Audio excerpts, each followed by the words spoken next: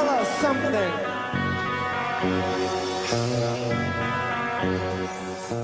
They have figured out the formula for chaos. When the clock strikes 8:30, babe, time to head for Chris's house. Hey. Will the song make it to the next round? Pot of Thunder. Let's pot tonight. Come on, baby, let's pot tonight.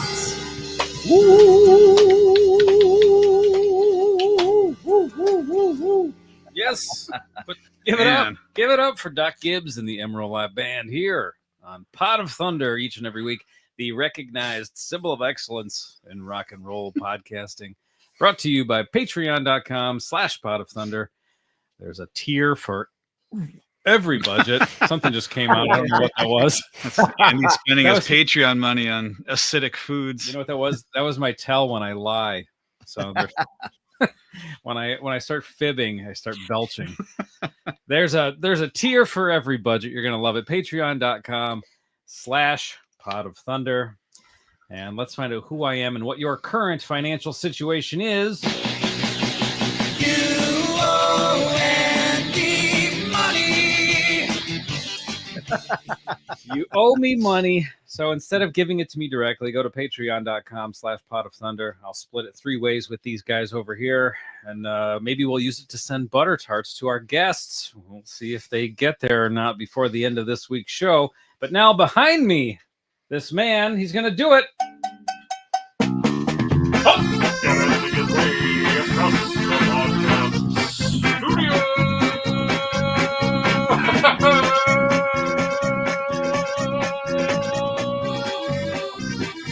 The magnificent Nick Pollock has entered the program. He did a magic trick, didn't he? I took a peek. Well, the way we're configured here, my head's facing the other way, but I took a peek and I saw him with an Uno card, and he made it disappear. Tried it. Yeah, let's see here. I'll try to do it for Charlie. Let's see it again here. Hey. Oh, wow. Pretty good. Wow, pretty That good. was good. Not bad, Nicholas. Each and every week, he's got something new. Last week, he escaped a straitjacket. I don't know what else I can't even remember. Trying to get my kicks every week. That's all. Oh, I kicked him in the crotch several times. We did a stunt a few weeks ago. That's how I get my kicks as well. He's more impressive than the amazing Randy. He is. Have you been taking lessons from Michael Haddad? The only other magician that we've had on the podcast. Yeah. All right. Well, you know that man directly to Nick's left. You want him. We got him. I can have it every day, yeah. I can have it. Get out of my way, yeah. Fuck you. Put your hands together for the breakout star of the podcast, Medium Chris L. is in the house. Chris, welcome. Yeah. Good to be here. I live here, so it's So he's kind of always there. Yep. Ideally, depends on if I'm in the doghouse with the wife, but my current situation is pretty good. So Good. I'm here, all is well. And we've got some other voices in the background. That's right. We got 2 familiar voices. You know the first one. Chris Jericho's back. Chris. Yay! It's Jericho.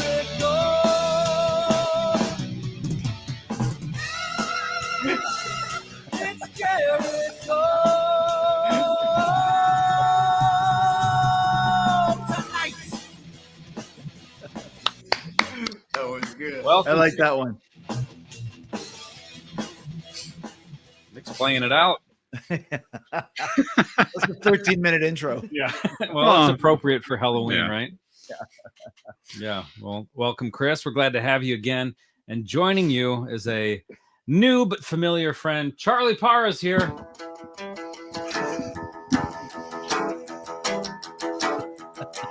Charlie's on the podcast. It's a pleasure to have you. Charlie, welcome back. when Chris told us you were going to be here, I said, "Oh, what was Charlie's song again?" And we were talking, and you remembered Nick did it live last time in that hotel room, and we said, "Uh-oh, we don't have a studio version of it," so we just grabbed that from the other episode and dropped it in for you. So you have the only intro that's a live version. Yeah. I love it. It's like an unplugged version. So thank you so much, Nick. And by the way, I love the fact that you did those magic tricks. You're already better than Fantasia. That's probably the nicest thing anybody's ever said. I will take it. The best thing is the first time Charlie did the show, he had no idea what to expect and realized how wacky it is. So the best is watching his reactions because he knows kind of what's going on, but it's all coming back to him, just how crazy it is. So it's a good one. As it went along, he realized, oh, okay, this isn't. This really did happen that one time. ¿Dónde está podcast americano? I always thought that it was going to be so much serious. Yeah. So it was going to be so serious. Yeah. I don't know where you got that impression from. But, yeah, that's not the case here. No. So we're going to have a good time like we did last time, like we hopefully do every week. You guys are in Wisconsin. If anybody's listening live, come check you out Friday the 30th. And what is it, Saturday the 31st? yeah. Yeah. Friday, we're at St. Croix Casino in Wisconsin. But the thing is, there's 3 of them in the vicinity. Turtle Lake, somewhere else, and we're in Webster. So make sure you get the right St. Croix Casino on Friday. You know what? I accidentally went to the Arnold St. Croix Casino. Okay. So then you guys aren't in Danbury? We're in Danbury right now. Oh, okay. Because apparently it's a better casino. And I'd like to see the Webster Casino if this is the better one. But listen, we're having a good time. We're literally, Charlie's never seen anything like this before. We're literally in the northern woods of Wisconsin. So yeah, he was like Joey Casada's filling in this week because Kent is on the road with Luke Bryan. And I said, meet us in the restaurant. He said, is there only one restaurant? I said, where do you think we are? The Luxor? Yeah, there's only fucking one restaurant. It's a St. Croix Casino. Yeah. It's the downstairs toaster with the continental breakfast. Basically, a plastic menu, you know the type. The red plastic glasses with the crushed ice. Mm-hmm. And then Saturday we're at Crusher Fest in Milwaukee, which is a big festival, street festival. So it's a big soft ticket weekend for Kuarantine, and Chris L knows what that means, which is always a blessing for any band. And that means you basically get paid to perform for whoever shows up, whoever's walking through the casino or checking out the Crusher Fest. We'll get to see Kuarantine. So they meet your fee, and you don't have to worry about anything else. You just have to worry about performing, no promoting. Yeah, the pros are, once again, it doesn't matter what, it's part of the casino entertainment, budget. Bad news is you have no idea who's going to show up. There could be 10,000 people. There could be 10. Yeah. Either way, we're going to rock their socks. You're going to give them a show. Exactly. You're gonna have a bunch of old people with iron lungs wheeling them over from the slots to check out Kuarantine. I don't know how popular non-makeup 80s Kiss was in northern Wisconsin, but we're gonna find out tomorrow night at the St. Croix Casino. My prediction is the tempo of Fits Like a Glove will induce at least 3 heart attacks with some of the people. Never mind the lyrics. Yeah. Well, the lyrics, but just the breakneck tempo is going to cause at least 3 people to keel over. That's my prediction. We're playing a couple shows next month, and one of them's at a 4th of July, community festival thing. And when I had to do the video for it, I said, come see the greatest non-makeup 80s hits. Look it up. Heaven's on Fire. Let's put the X in Sex. And they're like, can you redo that? We can't say let's put the X in Sex. Can you maybe not play that in your set list? I'm like, fucking hell, lady. This entire set list. Yeah. Put the X in Sex. When I go through her, it's like hot knife through butter. Yeah. Eat it like a piece of cake. I just want to fuck. Yeah. X and Sex is the least of your problems. Trust me. This is your opportunity to swap in Burn, Bitch, Burn. See how that goes over with the crowd. So I'm looking at a map here. You guys are way up there, and you're pretty much as far west as you can go in the state of Wisconsin too, huh? You're right there by Minnesota. It's very close to Minnesota. Oh wow, yeah. Yeah. That's Very way. much That there. is in the middle of nowhere. Wow. Yeah, it's where they have right next to Hinckley, Minnesota, which is where they have Rock Fest or whatever. There's the Moon Dance is another one that's up in this area. It's a big northern casino area, American Indian, First Nation, ownership. So there's casinos all over the place up here. But once again, it's a great place to have a show, and Yeah. we're in the middle of nowhere, but we're having a great time. As a matter of fact, I had to tell PJ when he landed in Minneapolis, grab me a bottle of Grey Goose because the closest liquor store is like 20 miles away. Oh no. Yeah. Well, good on your tour manager for taking care of you. TM Farley. All right. So here we are. Where are those treats? Well, here's the thing. Tell me what happened. You guys might need to look out your window and wrestle a bear that's running away with a package. Well, you sent us a package, very meticulously addressed. You showed us the picture. Like I said, I don't know. We're in the middle of nowhere. It could be at the post office. They might have accidentally taken it to one of the other St. Croix casinos. Somewhere, some fucking lumberjacks eating some fine butter tarts, and Charlie and I aren't happy about it. Yes, unfortunately, the package was sent. Mm-hmm. I looked up the tracking today. It said it was delivered. So doesn't mean it was delivered anywhere in particular, but yeah. I mean, we should maybe check on that, Nick. Why don't you give him a call, Nick?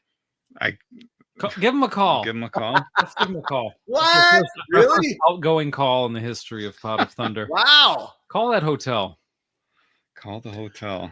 First outgoing call and Charlie's first remote episode. So it's a double history making. This is going to be real riveting podcasting content here. This could go either way. This could be incredible or this could be garbage. Let's see what happens.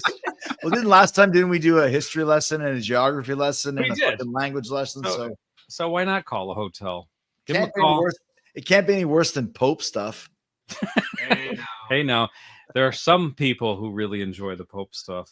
I don't know what to say. Hey, what's going on over there? Did you find it? Oh, you want me to call? Yeah, call. All right, you guys can hear my end of the conversation. Put him on speaker. Yeah, All it's, right, it's an audio podcast, Nick. put him on speaker. No one cares. Can we put someone on the spot like this? Are we have Howard Stern? We have no real rules here. It doesn't matter. No FDA people are listening, or FCC or anything like The that. Food and Drug Administration's not listening. If they are, they would shut those dainties down. Well, nobody's answering. Of That's course. par for the course. Oh, hi. I had sent a package there for a guest at the hotel, and I was wondering. UPS said that it arrived, and just wanted to see if I can get confirmation on that. Speaker. Okay, thank you. They're sending me to the hotel. To the hotel. Apparently, that was for the casino. Oh, So I the can guy hear just- the background music playing. The boys are gonna rock. yep. That's because Nick is outraged. Hi, I had sent a package to one of the guests, and I was told to write down a PO box. That was the first on the mistake. package, and That's where it is. I got a notification from UPS that it got there, but the guest is saying they can't find it. So I just wanted to kind of double check on that. We're actually being pretty well behaved over here, aren't we? I thought we were going to be barking nonsense at Nick. Well, we'll get there. It goes to a guest named PJ Farley.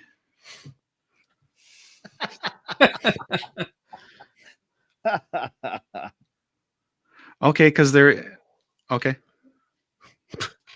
Put her on speaker. What does she sound like? Well, we're checking right now. Okay, because is it a smaller box or? Can you smell it? Oh, okay. That's a different one then, I guess. Oh, Okay, so there wasn't anything that was received. I know I wrote down that was like PO Box 98. They told me to put down. This is an outrage. yeah. I think you need to look harder, lady. Yeah, who told you to put down a PO box? Did you get that individual's name? Okay. Complain to corporate about that person. It's called St. Croix Corporate in Turtle Lake. I imagine the disciplinary action at the casino includes a scalping of some sort. Okay, yeah, I just wanted to check and see if maybe it was laying around there. So okay. Okay, it'd be a smaller brown box. So okay. Smells of confectionery. All right. Well, thank you for checking. Suck it. So nothing. You too. Just an SOL. Hey, Margaret, do a better job. It's back there somewhere. She was quite nice. She kept stopping while she was talking because I think she heard everybody else. Well, that's strange. I was like, "Oh, continue, please." So like I'm sorry to Chris and Charlie over there. You don't get to enjoy a treat. Maybe you got something else in your room, but over here we're gonna enjoy a big treat. Easy made butter tarts. Who wants to eat big treats with me?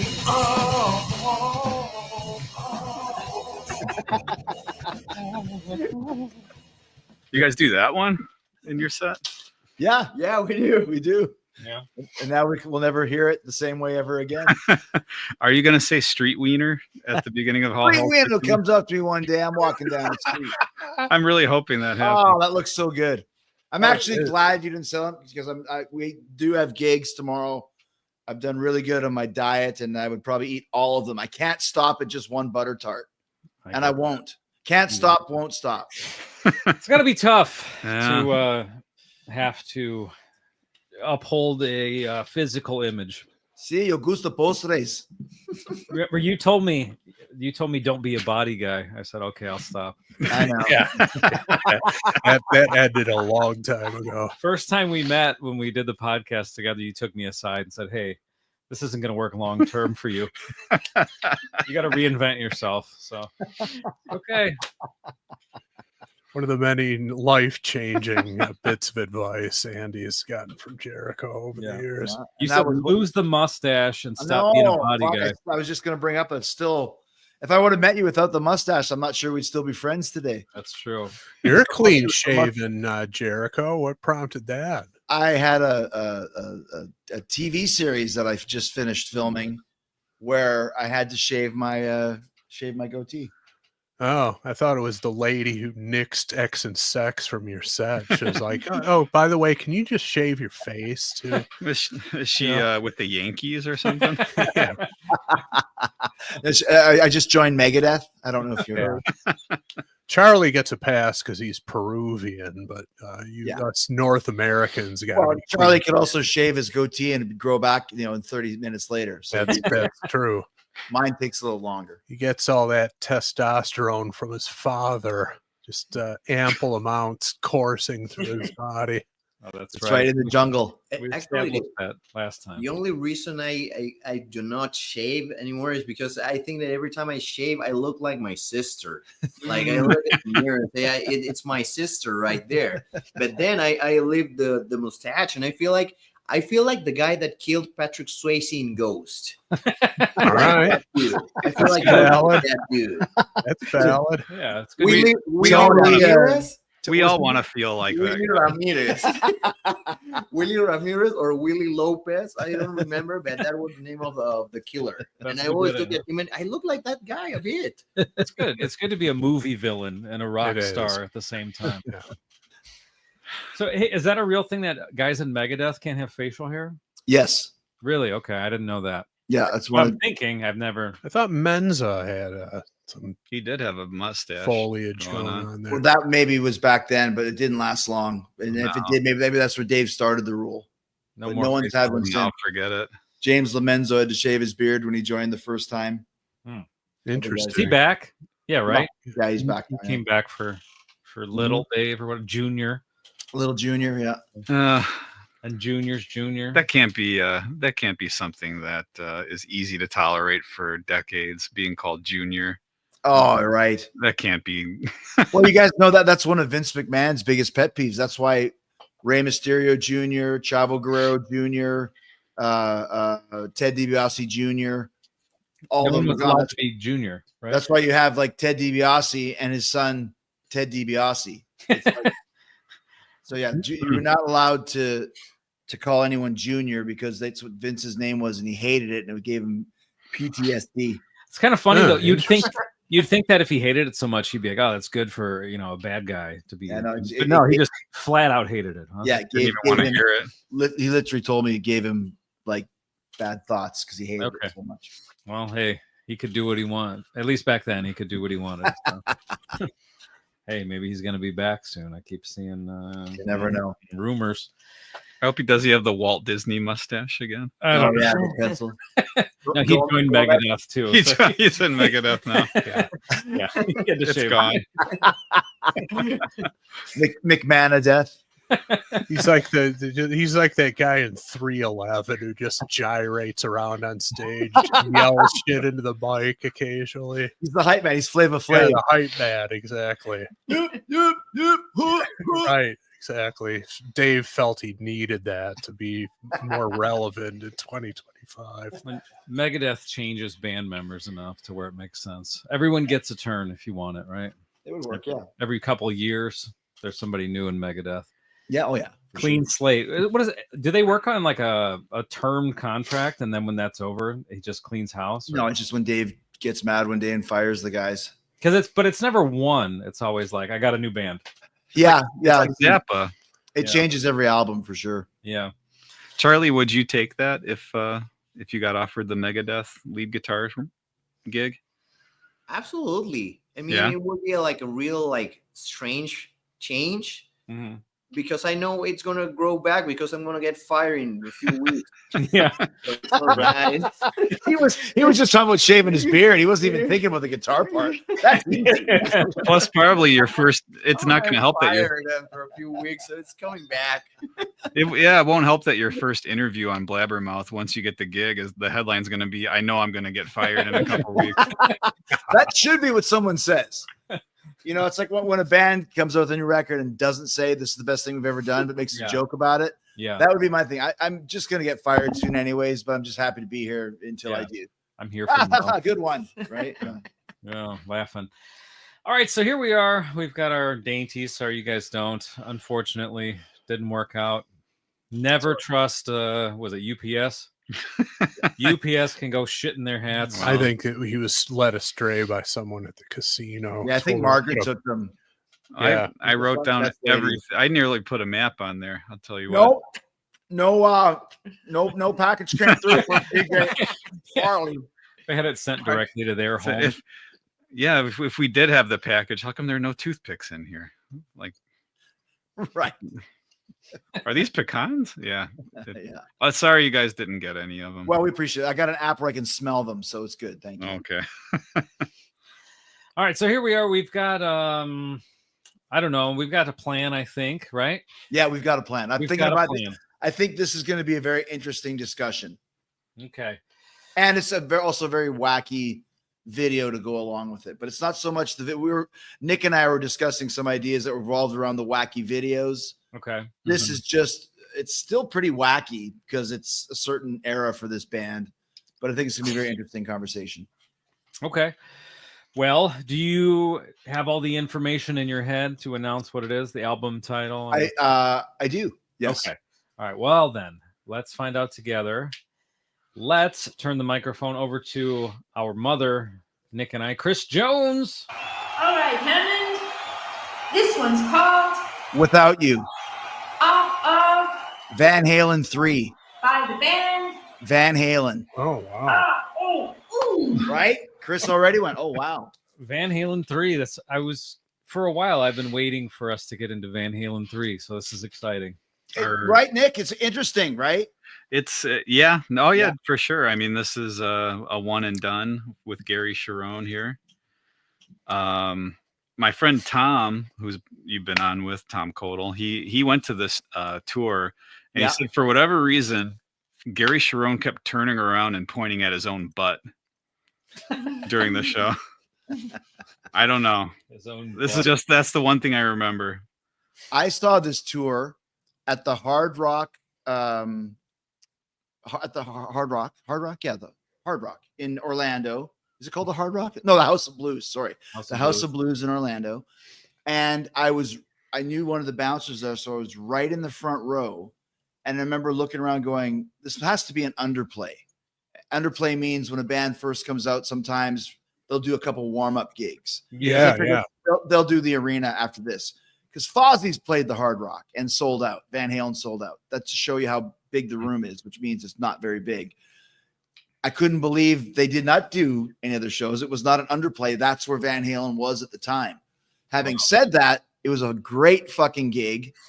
And the reason for that is it's the only time ever, with the exception of a few Sammy tunes, where Gary sang all the Sammy hits and all the Dave hits.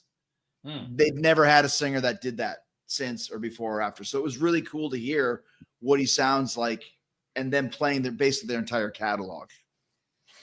Yeah, and they're a pretty good set list during that tour. Yeah. They do like Mean Street and some Roth other era. gems from the Hague or the Roth era. There's actually a great gig from Australia that's on YouTube that you can watch. It's Pro Shot, so you get a chance to kind of see where the band was at the time. And doesn't Alex have like a whiplash neck roll on during that thing? Yeah. Interesting. Like a Lawrence Taylor thing? No, neck more brace. like I've just been in the hospital because somebody rear-ended me. Yeah. Really? Yeah. What was he doing? What was going on with him? Didn't he have like neck surgery or something? Or he was recovering? Playing drums and stuff. This was a weird time in rock and roll when all of our favorite bands had different singers. Mm-hmm. What year was this? This is 98. 98, okay. So at the time, Tim Owens is in Judas Priest, Blaze Bailey's in Iron Maiden, John Corabi had just left Motley Crue, but they had the Sammy Roth reunion thing. Then he quit again. Then Sammy quit again. And so they brought in Gary Cherone. And this is a very critically panned record for a lot of reasons. But for me, and then I'll let you guys speak on it, including you, Charlie. It's the same thing with the Blaze Bailey records or any album where a member changes, where you still have the core of the band. If this fucking guy is good enough for Eddie Van Halen, I'm going to give it a try. And obviously we know Gary Cherone's a great singer. If you don't like the album, it's not Gary's fault. He didn't write the fucking songs. It's Eddie's fault. So I think it's a very unfairly panned album from a lot of people that maybe haven't even listened to it with an open mind. Was John Bush still in Anthrax at this point, or was he out? No, he was still in it, but this was the was down still- years of that. Yeah. This is when they were nothing as well. This is when they were nothing, so they reformed SOD to do something to try to generate some kind of buzz because nobody at the time was interested in Anthrax. Per the Scott Ian autobiography, I'm not saying that. Chris, what do you think of this record? Have you ever spent any time with Van Halen 3? You know, I've tried to get through it. I can't get through the whole thing. Yeah. I've tried multiple times and I just can't do it. But this song, this is the first single. I mean, I think the song is decent. I haven't heard it in a while, but it's a few tracks deep in the album, I think, and just started it from the beginning. I couldn't make it through. It just and I like off kilter lineups like the Corabi Crew, you know, bands like the Firm, things like that, where you got, you know, Audio Slave, stuff like that. I like those weird, you know, alternate universe lineups of bands. I'm a big fan of it. I could not make it through this album after multiple tries. What do you think, Charlie?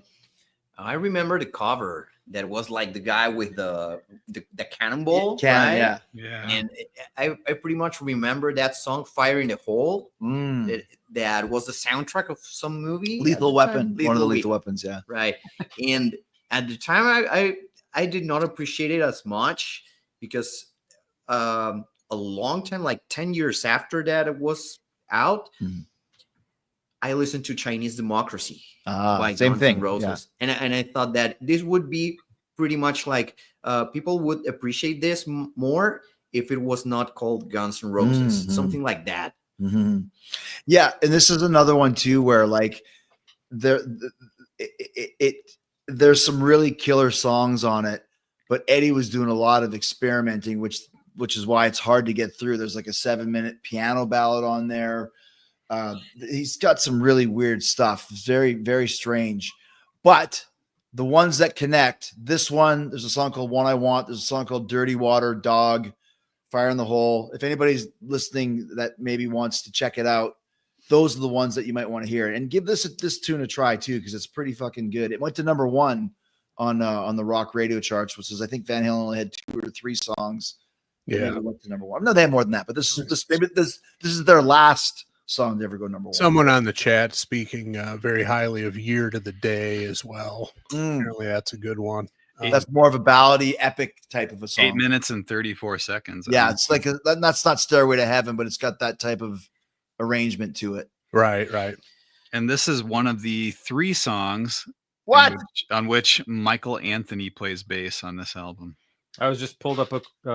I don't buy that. Alex didn't play the drums. Eddie did. Bullshit. From the moment you hear this opening fucking track, the first few beats, you're going to know it's Alex Van Halen. Nobody has that tone. Yeah, you're right about that. All right. Well, we'll see. I don't know anything. So.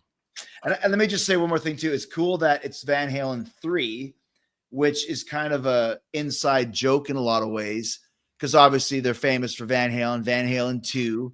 All the other albums come out, and this is Van Halen 3, which is like their 9th album or whatever. But it's after 2, yeah. So 3, and it's also the 3rd lineup. Yeah. It's like a multiverse. Yeah, like a multiverse. Right. Makes sense now. Was this before or after Mitch Malloy allegedly was? This would be probably around the time. Yeah, Mitch Malloy allegedly. Bullshit. Who's Mitch? I don't know the Mitch Malloy story. What's that? That he was in the band. Oh yeah, that idiot. Very idiot. My goodness. Well, he never misses an opportunity to shoot his mouth off. Exactly. It's along the line of Mark Storaci and the AC/DC thing. It's like, no, we're not buying your side of the story here. Not buying. Yeah, I mean, I think Eddie at this point in time was auditioning, having a lot of people. There's a Canadian singer called Sass Jordan. Are you guys? Yeah. She's a killer singer, very bluesy, Joplin type thing. She went to Eddie's place and they jammed, and she said, I was never going to get the gig, but I could technically say I was in Van Halen because I went and jammed with them. Oh. I think that's what Mitch Malloy did. You're not in fucking Van Halen though, Mitch. Right. It's you're playing fast and loose with your. Okay. It says in recent years has been revealed that Alex Van Halen was absent from sessions on the album and did not play on any tracks. I don't buy that for a second. I'm going to fucking ask Alex, who's in my phone. Call him. And I will. I'll put him on right now. I'll put him on speaker. Yeah. Yeah. See if a box arrived at. Yeah. Ask him if he got any butter tarts. Too. I played on the record, but I'm having some Yankees right now. But, I don't know. When you hear this song starts with a drum intro and it's got that Alex sound. Yeah. So maybe he didn't play on all of it. I don't know. All right, well, let's find out together. And there's a video. Yes, there is. A little bit wacky, I guess. It's a little wacky because of one Edward Van Halen, who at the time, as we know, late 90s, early 2000s, Eddie was on a different planet, shall we say. He was in a bad way. So. Yeah. And then you what can was tell he into? Alcohol and probably some coke, I would even surmise some meth if you look at his teeth, especially on the 2004-5 Sammy reunion tour. He's got these really weird brown. Yeah, might have gone down that road as Nikki Sixx would say, a witchy tombstone smile. Does that explain the story that you see pop up every once in a while where he allegedly auditioned for Limp Bizkit? What? Have you ever seen that story ever pop up? Is this where didn't he drive onto Fred Durst? Yeah, to his lawn. Yeah, there's some story where I'm just gonna paraphrase it, but who knows how true it is or whatever. But what's that dude's Wes Borland, right? Wes Borland left Limp Bizkit. They're looking for someone. Some mutual friend got these guys together just to hang out and jam, not like a really audition for the band, but somehow Eddie Van Halen brought an amp and a guitar and played with Limp Bizkit. And then I don't know what happened. Maybe Which, of course, means he was in Limp Bizkit. Right. yeah, but I don't know if he didn't, he was unhappy, whatever it was. But there was some story where he wanted his amp back and he couldn't get a hold of Fred Durst or whatever. He left it at his house. So then the story was that he drove his car onto Fred's lawn and had a pistol and came out and was yelling about getting his amp back. So Or sure it wasn't James Brown. right. But hey, if you're saying what you're, you think he was in a bad way at the time, that could explain that story. But I love those sorts of stories, man. That's rock and roll. Yeah, It is rock and roll. It's like if the universe would have had its way, Eddie would have been in Kiss on the Creatures of the Night record. Yeah. And would have been on Limp Bizkit on Starfish and the Chocolate Water album. And why the fuck not? Why not? Yeah. They were a huge, well, maybe it was after their peak, but I was gonna say they were a huge band at a time. They were bigger than Van Halen. 98 was a pretty big time. I mean, if that's when it was. They were huge. Massive. Possibly the biggest band in the world. Charlie, around would that you point. join Limp Bizkit if you were invited? I would try, but the guy actually, Wes Borland, like he's playing it so weird that right now, nowadays, he's got such a big cult following because it's so weird. Nowadays, he's more appreciated as a guitar player than he was before. Right now, it's like all the guys that were into shred guitar and everything right now are like paying attention to what he's doing. It's the same with Dino Caceres. It's like weird stuff. Not shred guitar, but it's like innovative. It's like really like Tom Morello sound effect stuff. That kind of line. Yeah, and he seems to be. They seem to be in on good terms. I don't think he's getting booted anytime soon or leaving. But that's these were weird times, and this is definitely an unusual album. And the thing is too, Chris, just to tack onto that, Van Halen was grunge proof. And what I mean by that, like when 91 hits and all of our favorites start dropping by the wayside, Van Halen comes out with Cherry Bollea, Hulk Hogan played bass on this one. Van Halen does Fuck. For Unlawful Carnal, number one. Balance, which is probably to me their weakest album, maybe besides this one, number one. So that's 95. Yeah. So here we are halfway through the 90s, and VH are still getting number one albums. Then Sammy leaves, and they put this out. This was the time when Van Halen dropped, like all of our other favorites did 5 years prior. Mm-hmm. Where was We Wise Magic? Was it before or after? That was before this. Because they were going to get back together with Roth. Mm-hmm. Yep. Then that fell through. So Sammy and Roth were gone. And so Eddie was like, right after the MTV fiasco. Right. Mm-hmm. So that was around Disrespected Beck. 96. Yeah, that was around 96. First time ever I used the word fiasco. That was good. There you go. What's the word, Charlie? What's the word when it's a fake signature? Facsimile. Facsimile. Facsimile. We went to a hotel in Pittsburgh, and it's one of those hotel lobbies. I saw you get nice. Hotel lobbies that has like all these auction items, and it's like an autographed Taylor Swift picture. Yeah. He's like, I can't believe it. It's like, no, that's a fake signature. It's called a facsimile. And he just thought that was the coolest word. So we see that all the time. The facsimiles all over the place. I've seen it all the time now. Yeah. And on all the memorabilia. Yeah. I thought it was so fake because it was like in a higher place than a probably facsimile picture of Elvis and John Lennon and fucking Taylor Swift is up there. All together in the same picture, all autographed. No, but like here's the Bon Jovi picture. Here's Elvis picture, and here's the Taylor Swift, but it says on it, not a real signature. It's got a little thing on it. Like why you'd want a facsimile autographed Taylor Swift poster in your house, I don't know. But if you want one, come to the St. Croix Casino in the lobby downstairs. That's like when I first got hired at Playboy and the Spice catalog was selling the hotel room versions of pornos, meaning no penetration.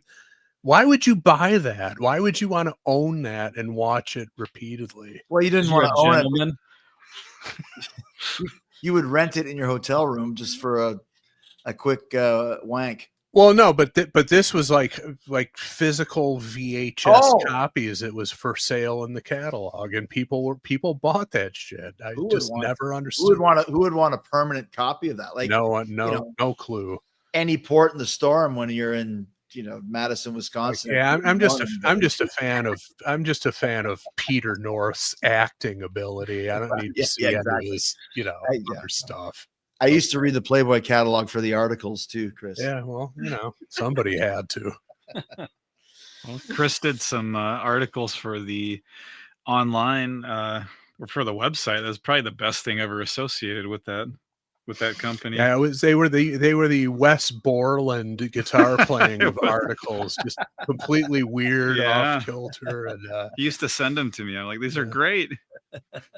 Nick has my eternal respect for appreciating those things. But all right, let's get back on track and cut into this. This is like a 5-minute song. Yeah, it's a lot. That's another thing. A lot of songs on this album are really long for whatever reason. All right. Well, let's take a quick commercial break, and we'll be right back with "Without You" by Van Halen. Doritos. I have a Chris Jericho facsimile bag of Doritos. I have one too. You showed us before, yeah. The zest, whatever it was, zesty nacho or something. Zesty cheese. Should we wait for Charlie or?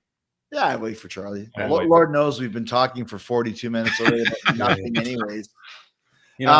This album here, just as a quick little segue, was produced by Mike Post. Now, I always remember that name because he wrote the theme song for Hill Street Blues. Yeah. I don't know. So it would say it on the screen. Yeah, but music or theme by Mike Post. I don't remember what the theme was, but at the time when Hill Street Blues was a thing, everyone knew that theme song. Yeah. Didn't he do Rockford Files too? Didn't he? He was that. Yes, he was like a theme. Yeah, he did. Show theme guy. Why the fuck he's producing a Van Halen record is another reason why this probably didn't turn out great. Like, what are you doing? Wow, he did a lot of really, really well-known TV themes. A-Team. Renegade. Ooh. L.A. Law, Quantum Leap, Magnum P.I. I mean, Hill Street Blues. That's tons. Yeah. So, but how many rock records did he produce, Nick? Does it say that? That I'm not sure. Let's see here. I mean, it's Blossom. Sorry, he did Blossom. He did Blossom. He did that song. This guy's a legend. That's some ivory tickling at the beginning of that one. I don't know about producing. It says he's performed on a Who album, and so this is the only thing he produced. I mean, as far as a very cursory search here, that's I don't see any other. I feel that he was probably a buddy of Eddie's, and like the one cat said, and by the way, I take it back when I said that Alex played on this. If it was more of an Eddie solo record, maybe Eddie just got his friend Mike to come over and twiddle some knobs, because I'm looking at his albums here, and there's nothing of any merit that he has produced. The only hit songs he ever had were theme songs. Rockford Files went to number 10 in 1975. He wrote this one. It says it went to number 2. The greatest American hero, Believe It or Not. Yeah, believe it or not, I'm flying on. That was one of his too. That went up to number 2. It says. So, but those are theme songs. This guy never produced a fucking rock record in his life. Hang on a minute, though. I'm seeing not rock records, but he did the first 3 Kenny Rogers albums, and he did Dolly Parton 9 to 5. Oh, so something, but that was a while before, and it's not Van Halen. But hardly Ted Templeman, Don Landy stuff that they've been used to having, Right? Yeah, it's different. Bruce Fairbairn.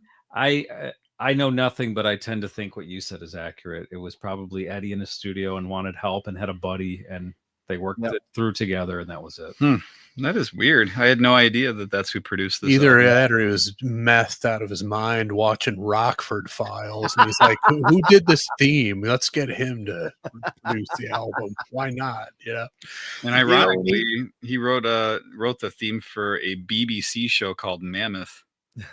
Oh, interesting. Oh, that could be it. Maybe that's the connection. All right, here we go. All right.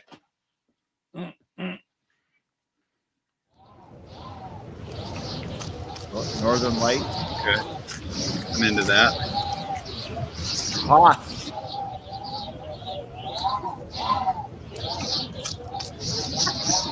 Boreal It's like the Aurora. Fortress of Solitude, all the ice sculptures and Yeah. whatnot. So I said, are the Rebels Fortress in Hoth and Empire Strikes Back? Or that hotel in that one James Bond movie. It's all made out of ice. What did you ask what it was, Charlie? Auroras? Boreal Auroras? Yeah, Aurora Borealis. Aurora It was Borealis, the Northern right? Lights. Yeah. Hmm. So a definite frigid polar atmosphere going on here. They're in Danbury, Wisconsin. Yeah, there you go. Danbury, Wisconsin in January. Yeah. That's where we're watching here. Probably a great place to see the Northern Yeah. Lights when they come out. Yeah. You're gonna see a guy on a snowmobile zip by with a butter tart. Yeah, exactly.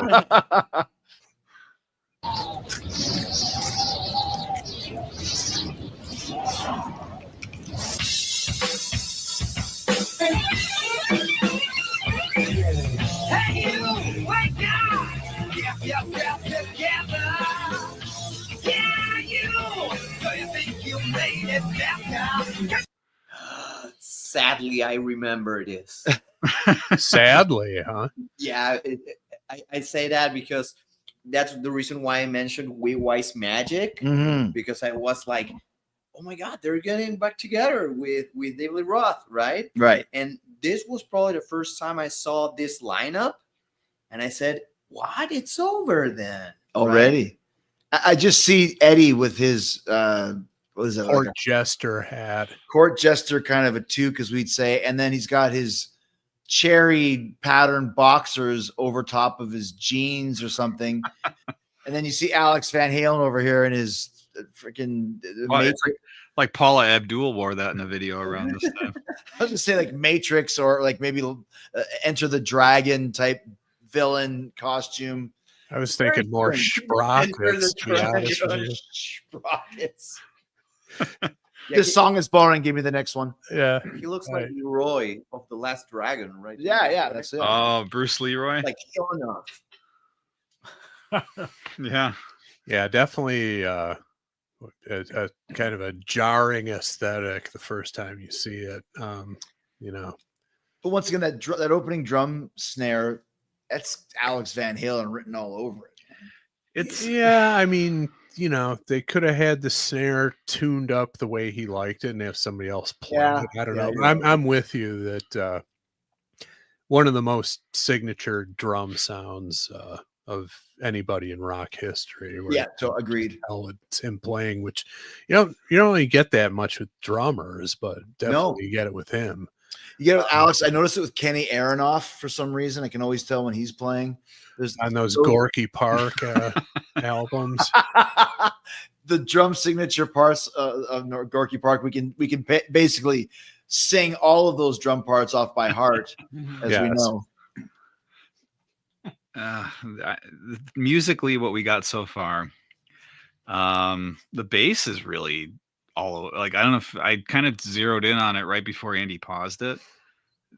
Really kind of out there bass playing.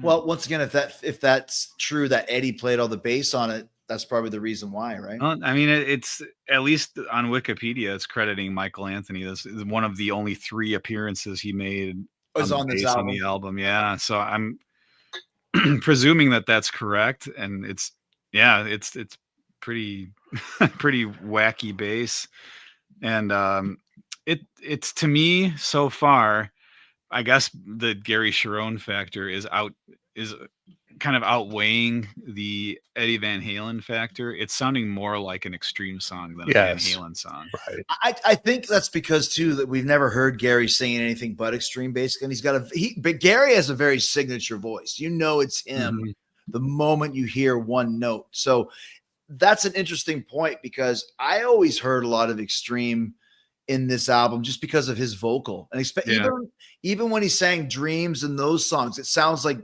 Extreme covering Dreams, for example. And I mean, can you just imagine? I mean, maybe Chris has, I don't know if you were still at Guitar Center at this point, but no, I wasn't. You were gone, but can you imagine the buzz when you hear Gary Cherone is in Van Halen among the Guitar Center community? Well, I mean, the buzz was pretty palpable just from being a music fan. I mean, it was the same thing when Hagar joined. It's whoever's fronting Van Halen, that's a big deal, Yeah, and Extreme was not doing anything at this point. Right. 98 was far after Extreme's heyday in 91, 92, 93, right?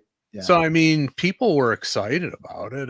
People were anticipating it, but just it just fell completely flat when it came out. Agreed. I remember like thinking, and I'm sure a lot of people did too. It's one of the problems that, actually, I'm not going to say the name, but a good friend of mine who's in a very big, prominent metal band, they always have problems with their lead singer, but they know if they lose him, they've got nowhere else to go. Because if you lose another guy, then you keep bringing. It's like fucking what Skid Row's going through right now. Yeah, you can't fucking keep doing that, because it makes you look stupid, and it erodes your fan base, in my opinion. Because you just look like an idiot, and not that Snake and Rachel are. They tried their best, but I'm just, you know what I mean, though. Like, here's a new guy, here's another guy, here's another guy, and it's like, what Foreigner's going through right now. Like, come on, stop somewhere. Well, and Quiet Riot went through it too, and same thing. That documentary, it's like you watching that, and it's like, you're really going to settle for this guy? It would be better to not tour and not record than to hire some substandard singer who you're going to kick out in 8 months. Right. Then again, these guys have to work; they have to earn money. So no, but then you get like Malmsteen. I'll just do it myself, and like Malmsteen is not a singer who's going to be doing "I'll See the Light Tonight" and these crazy operatic, parts that you can play. But no, the same thing happened with Maiden and Blaze Bayley. Like, and once again, people blame Blaze for those records. It's Steve Harris is writing them. Blaze is just doing his best. Right. But there comes a point in time where the buck stops here. So I think when Gary came in, even though he had a name and he was a great singer, it wasn't Sammy or Dave. And I think people, especially in 98, when rock and roll was in such a weird area, were kind of like, I'm going to skip this one. And they did, to this day. Oh, yeah. What was the word that it was the most returned CD in the history of music? Like, this one was that was this. It made it. That might have been bullshit, but people were saying that, like, this is the CD that was taken the most to secondhand resale shops because people bought it. They're like, I don't want this anymore. Yeah. And it was like I said, I tried to make it through the whole thing, and I just can't do it. When starting from the beginning. When Edward passed away, I gave it another pass. And like I said, there's probably 4 songs that I like. This is one of them, but it's a hard sell, and Balance to me was okay, but Balance in retrospect is far better than this is. Oh, sure. Yeah. No question.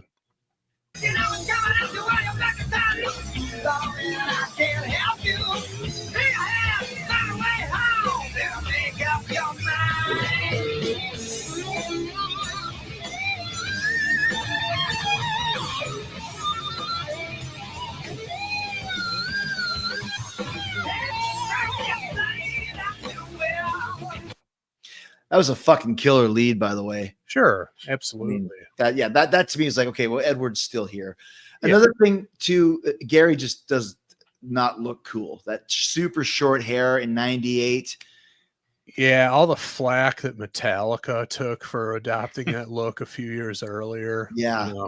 This didn't work for me in Van Halen. Van Halen to me, it didn't work when they reunited with Roth. It was just, but even Roth was able to get over it because of his charisma. But it's like, fuck, Van Halen, you need some hair. It's just part of the vibe, you know. I think Gary always had bad hair. No, He had like Elaine Bennis hair. It wasn't cool rock star hair. But when he did what I have right now, like on the More Than Words video and stuff, it kind of looked cool. All right, fine. I mean, not that.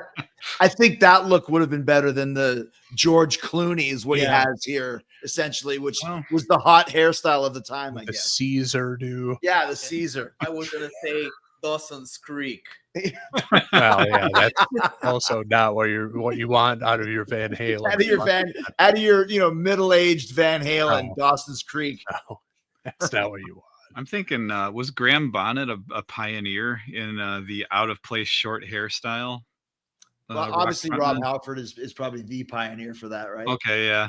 But Bonnet's in there. But Bonnet was too, like, he had the pompadour. Yeah. He was like, stranger, right? Yeah. Well, and then like 15 years after that, or a little more, Scott Weiland's looking just like him. And but that's a Graham younger. Bonnet originated that whole look.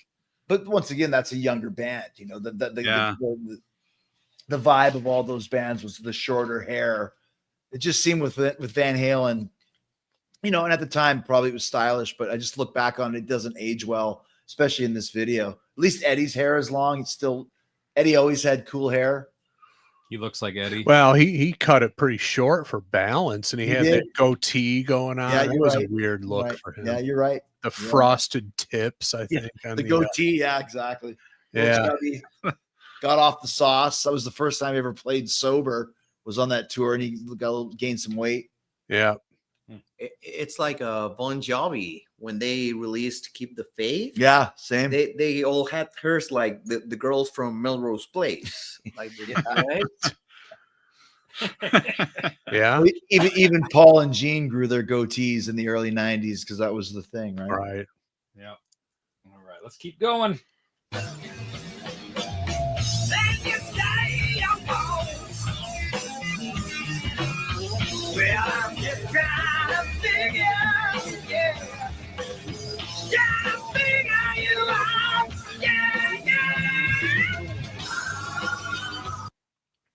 He's a killer singer. That's for sure. Yeah, absolutely. No doubt about High that. energy, He's a great frontman too. Oh, sure, absolutely. Yeah. I mean, Extreme was, great live band. Nuno, absolute top of the heap as far as guitar playing. But as far as this song, Charlie mentioned Bon Jovi. What was one of Bon Jovi's mottos? Don't bore us. Get to the chorus, right? We're what, a minute and change in? There hasn't been a single hook in this song yet. There's nothing to latch onto as a listener. Yeah, that's a great point, Chris, because this does actually have a pretty good chorus. But to me, the only thing I remember was that killer fucking lead, which was about 30 seconds into the song for like 8 seconds. Right. And we're that's a great point. If you're not a music nerd, you don't give a damn about how awesome the lead was. Well, it was Eddie Van Halen. It's like, how did this get to number one? Unless there was an edit, a radio edit or something. But fuck, this is 5 minutes long. That's a hard sell to radio. That's a hard sell. It just shows the brand equity of Van Halen. Yeah, you're right. And that's back to what Charlie said earlier, which was a lot of people say, like, well, why didn't they call the Karabi crew? Why didn't they rename the band or something? It's like, nobody's going to give up that brand equity, because if you rename the band, the casual fan is going to be completely clueless as to what's going on, and you're just going to tank. It's the same reason why I fucking hate Van Hagar. It's Van Halen. It's sure. Van Halen from beginning to end. It's Van Hagar. It's Van Halen, Right. They still had the hooks, even in the long songs, like 5150, still had lots of Yeah. Now that you mentioned the hooks, it's like there's no hooks, and Van Halen has so many hooks in all their eras, except here, right? Yeah, So there's none in this yet. I mean, the chorus is okay, but we're a minute and change in, and we haven't heard anything yet. So they should have called this band Audioscape or something. Audioscape. Well, yeah. I mean, Aurora Borealis. Aurora.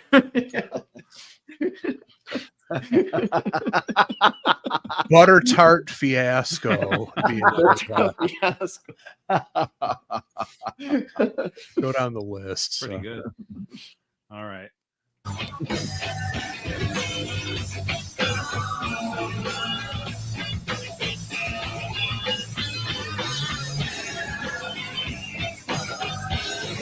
What the hell's happening? In this song? It's you know, There's some like Jerry Cantrell-esque sort of Yeah. thing going on in the background. Yeah.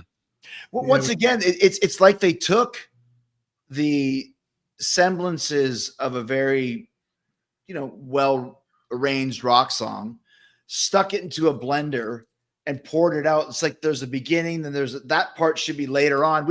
We still haven't got to the chorus yet.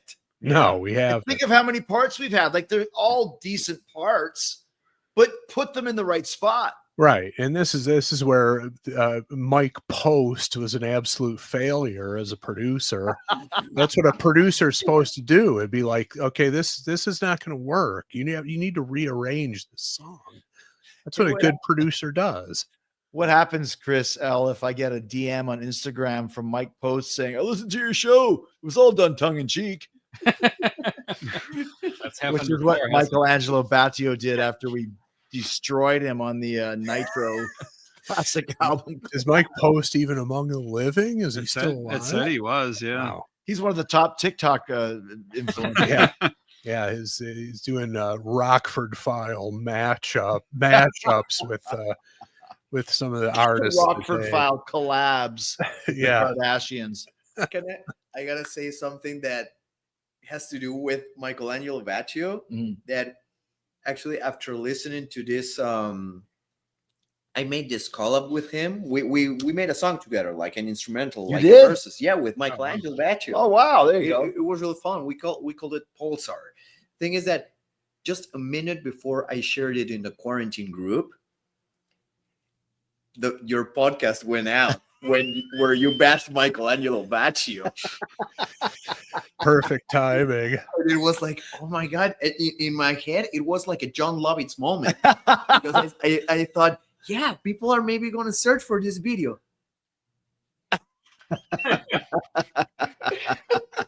Yeah. We love Michelangelo Battio, by the way. I do. I love him. He's so a friend much. of the show. He's a great guy. Yeah. And I will have to hear that Pulsar. I'd love to hear it. Is you it know, he on almost- all the streaming platforms and everything? Yes. Okay. We made a video clip, like an online video. I think we have our next Pod of Thunder No, episode when Charlie's here. It's just us jamming, but it was fun. Oh, by the way, a quick segue, as if this whole show isn't a segue. When I was looking through songs, Nick had mentioned maybe an Anvil song. So I looked up Gomez and Teabag by Yes. Anvil. They're both instrumentals. And on Spotify, there must be a glitch. They're the same fucking song. That's awesome. You go to Teabag and it's like this shit instrumental. Gomez, same one. I was like, come on. Yeah, Andy and I were texting on the side, and I said something about Teabag, and he said something about Gomez. And I looked it up, and like, there are no lyrics. You know for that either of already. them. How are they the same fucking Yeah, song? You'll notice these guys didn't include me in that text group. Charlie- If they mentioned Anvil, I would have not unlocked the doors tonight. You're not coming in if we're doing a fucking Anvil song Me again. and Andy had a text. Me and Nick had a text. Nick and Andy had a text. And Chris and Charlie had a text. There you go. Talking about chicks and stuff. Yeah, We're exactly. talking about fucking Anvil and Yeah. Gomez. Yeah, let the guitar players let the guitar players commiserate about what's important. All right. Maybe we'll get a chorus here in a Soon. minute or Better. two. Looks like where Andy paused it, it's a Devo video. Hold on. Yeah, great.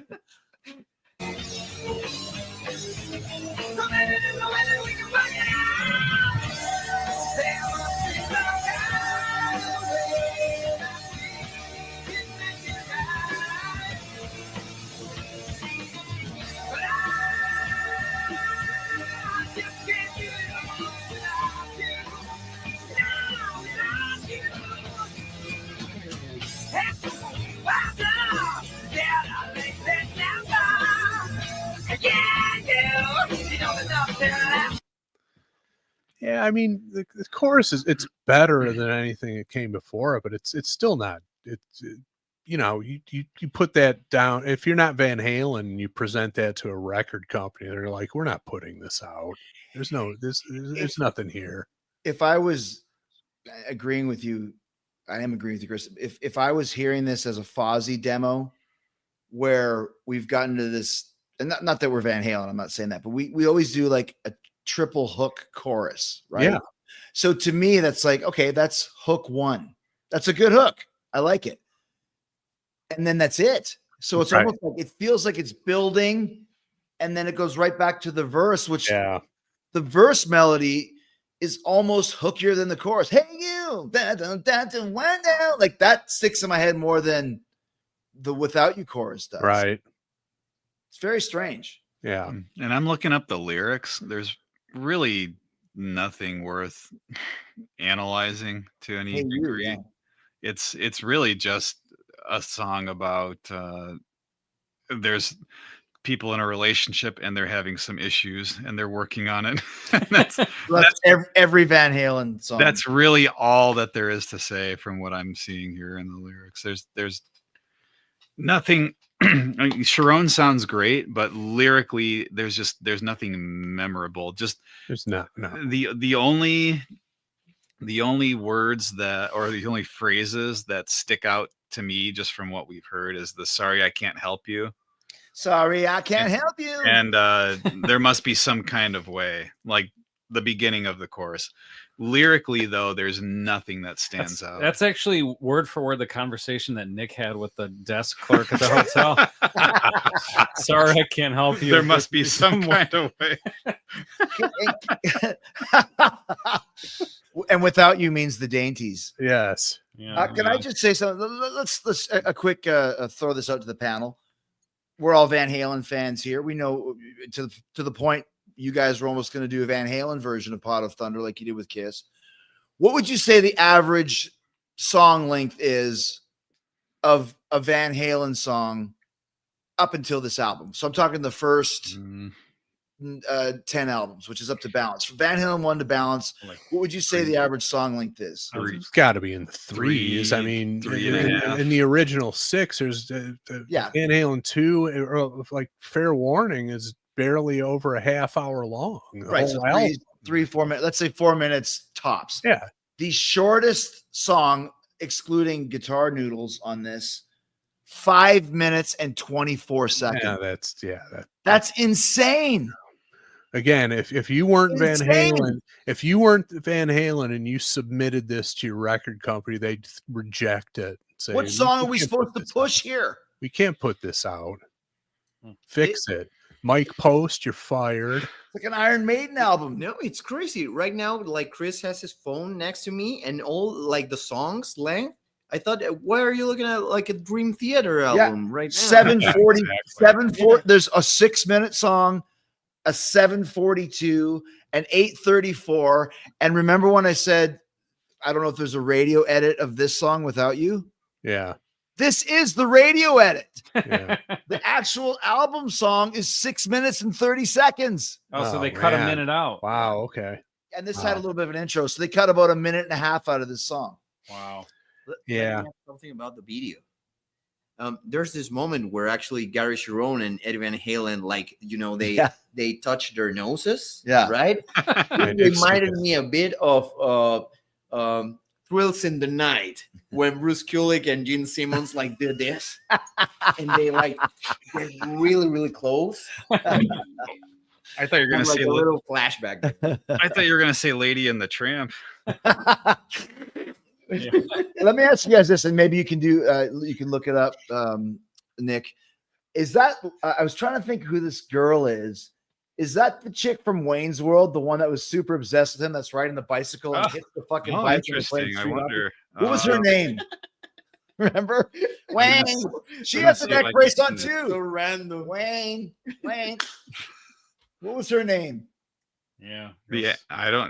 Actress? Laura Flynn Boyle. Laura Flynn Boyle. You're right. Good catch. Is that her? It looks like her. That's the girl from Threesome. I remember that movie. Edward. No. Edward, look at me. The Without You music video cost over $1 million to What? Was For it what? Terminator 2? Band footage for the music video was shot in Los Angeles, California, 2 days.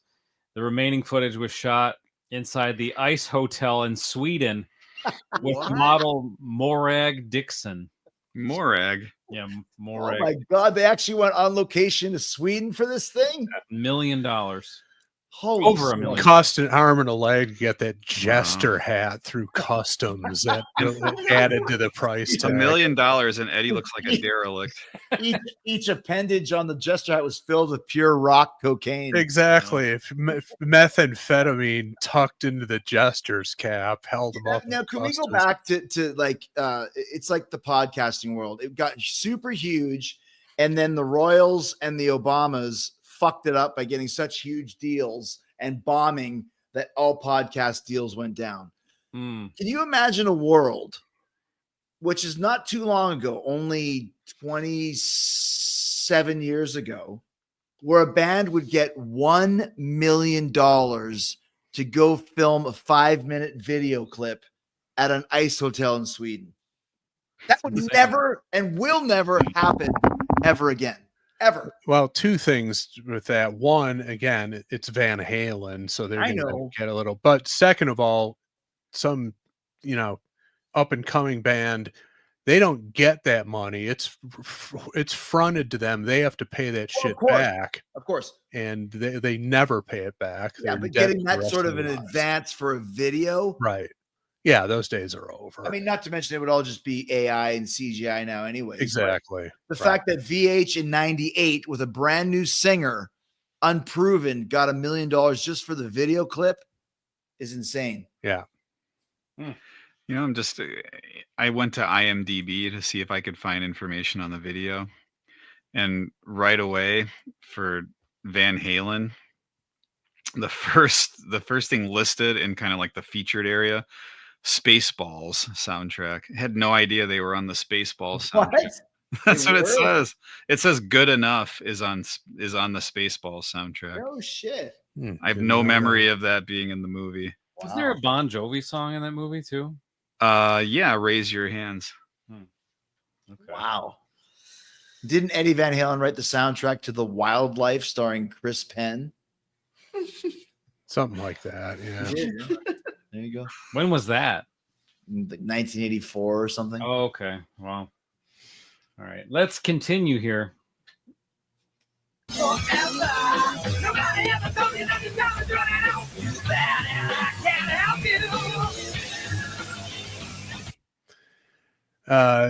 Again, Sharon and Eddie face to face there. You got to believe at this stage that Eddie's breath had to have been on the verge of putting. Oh, it in man. back. That was mean.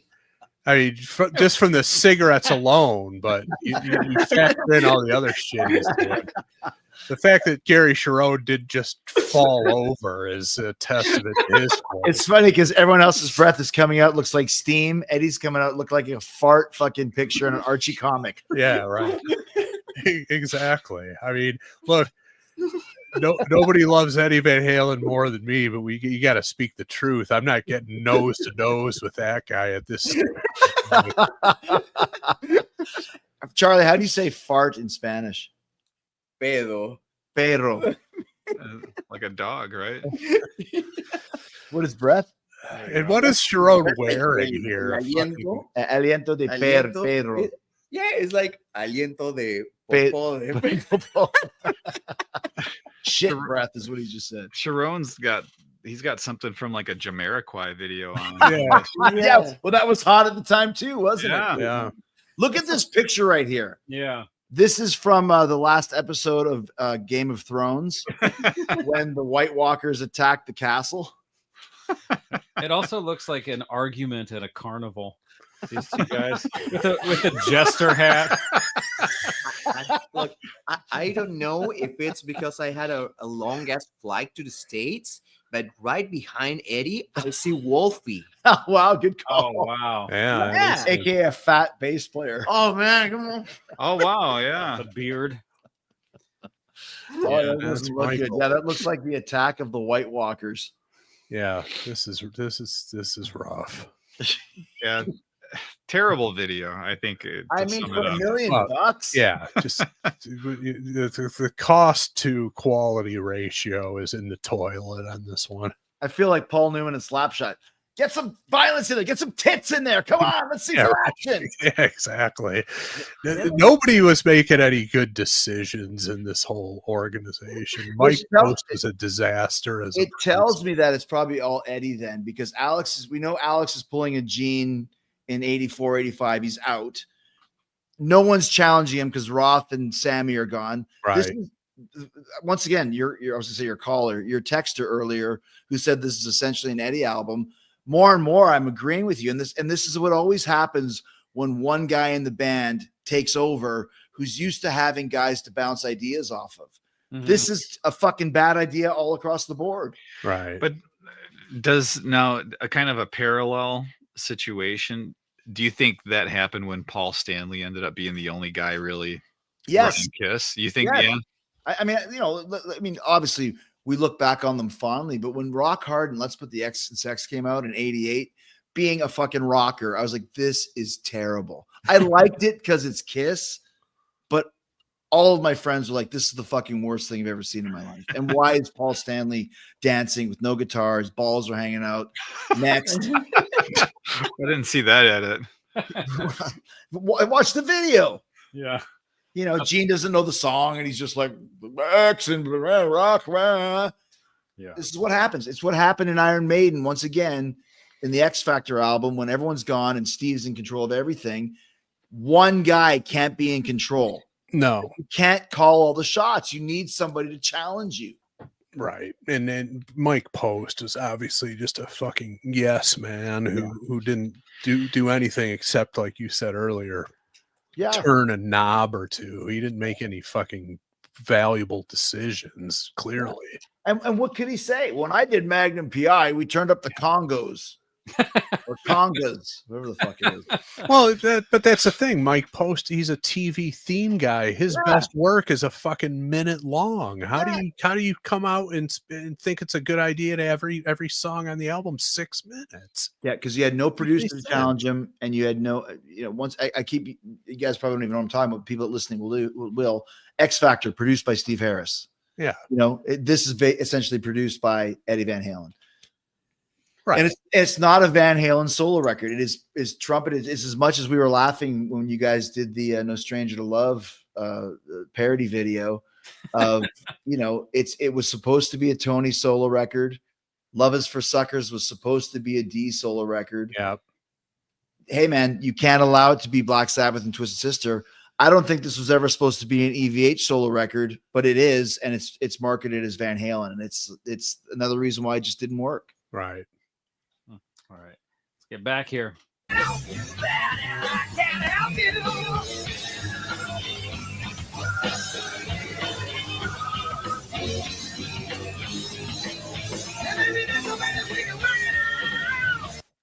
That whole part there, that bridge to the core from the verse to the chorus, you start there, you cut that shit out. Nobody, no casual listener is going to latch onto that.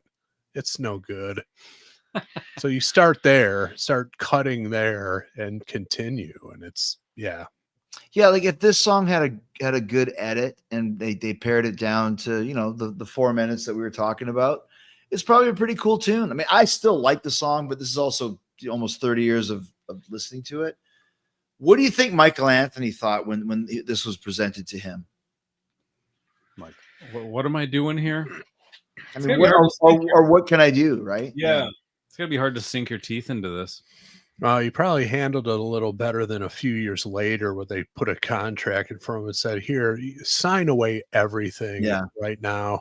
This was a little easier to take. I'm sure at least he was getting paid. Do you think he was on the phone to Sammy going, dude, you can't believe what's going on here right now? Probably, right? Yeah. That's what added to the price tag, all the long distance calls from Iceland that he was placing Eddie Van Halen or Sammy Hagar. Part of the $1 million budget. 4-hour phone calls overnight. Like, what the fuck?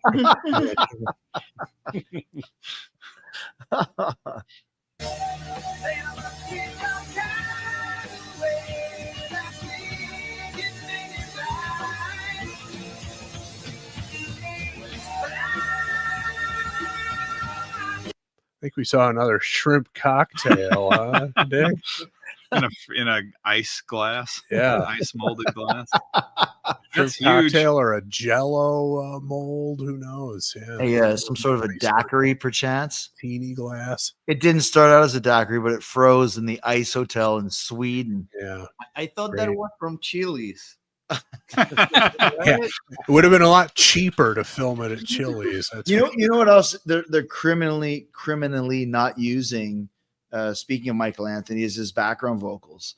Like, I would love to hear his range and Gary Sharon. They probably could have created some pretty cool stuff, but there's nothing.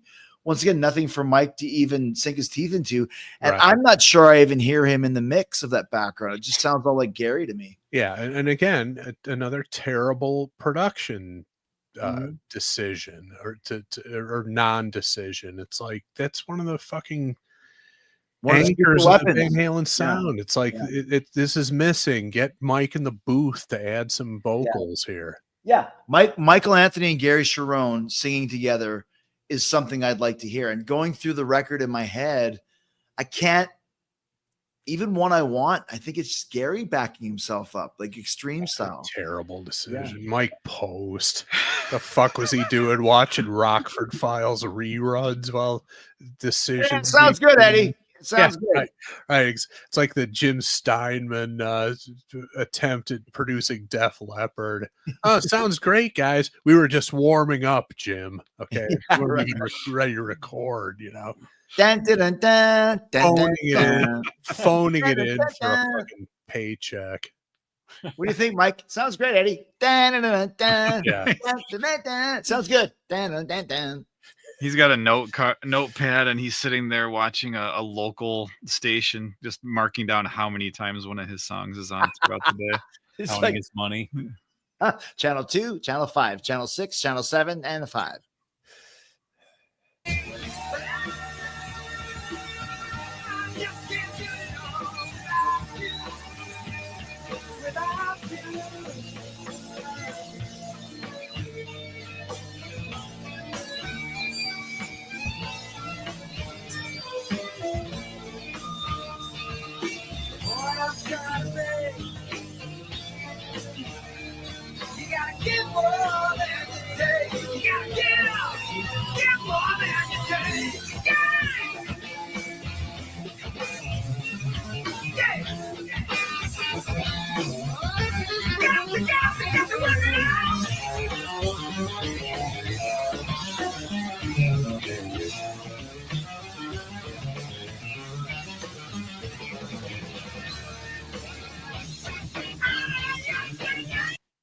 A lot going on here. 10 different parts in that last minute. This is so proggy. It's really crazy. Like, and this was the first single. Yeah.